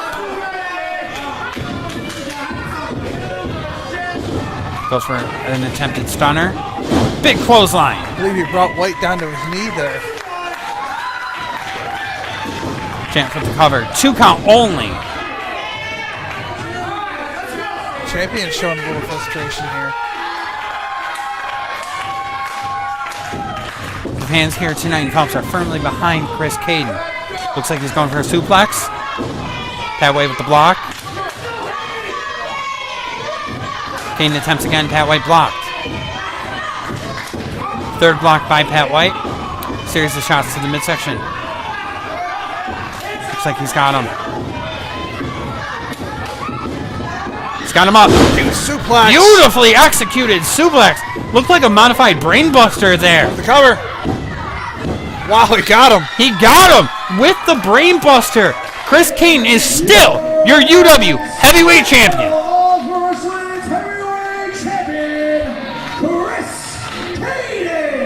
Congratulations on a very successful first title defense on the road to 7-7 in Batavia. He's successful tonight against Pat White. Next up, Kendall James, IB Green. What a match that's going to be. What, top to bottom, what an incredible night here at Exit 42, and we're so excited for Batavia. Yeah, I can't wait. 3 weeks to go. Counting down. Absolutely.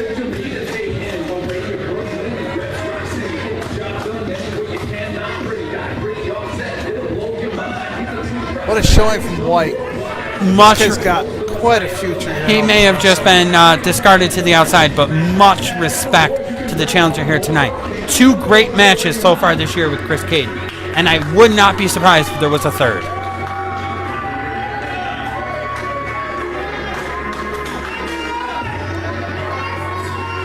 Kane showing love and appreciation to our fans here tonight in Phelps.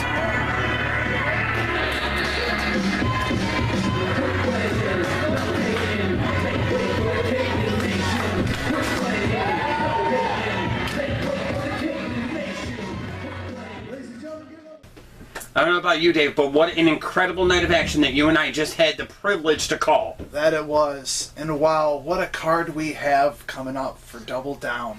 Double Down, ladies and gentlemen, is our next stop here in Ultimate Wrestling. 7-7, Batavia, New York, at the beautiful Batavia Downs Gaming and Racetrack. You will see a triple threat match for the UW Heavyweight Championship. As was announced tonight, you'll see champion Chris CAYDEN, #1 contender IB Green, and now Kendall James in a 3-way dance for the UW Heavyweight Championship. The legendary tag team, the Powers of Pain, the Warlord and the Barbarian, in a tag team match against NIGHTBREED. You will see no disqualification. What is going to be an incredible fight. The franchise Shane Douglas one-on-one with the Evil Venomous. And also announced tonight, Adam Rose will go one-on-one with Johnny KADILLAC. I wonder if we'll have another appearance from the Bunny. Anything could happen at Double Down. The cards we have, the guys we have coming in, the legends, the names. It's going to be unbelievable. And if you guys aren't there, you should be. Couple weeks away, 7-7, Batavia, New York. The biggest night in the history of Ultimate Wrestling. We hope to see you at Double Down. I'm Nick Russo, my broadcast partner David Keller. I want to thank you so much for joining us for Exit 42. How many times I got to tell you it's Mr. Ultimate Wrestling? Help me. Thank you for watching Ultimate Wrestling.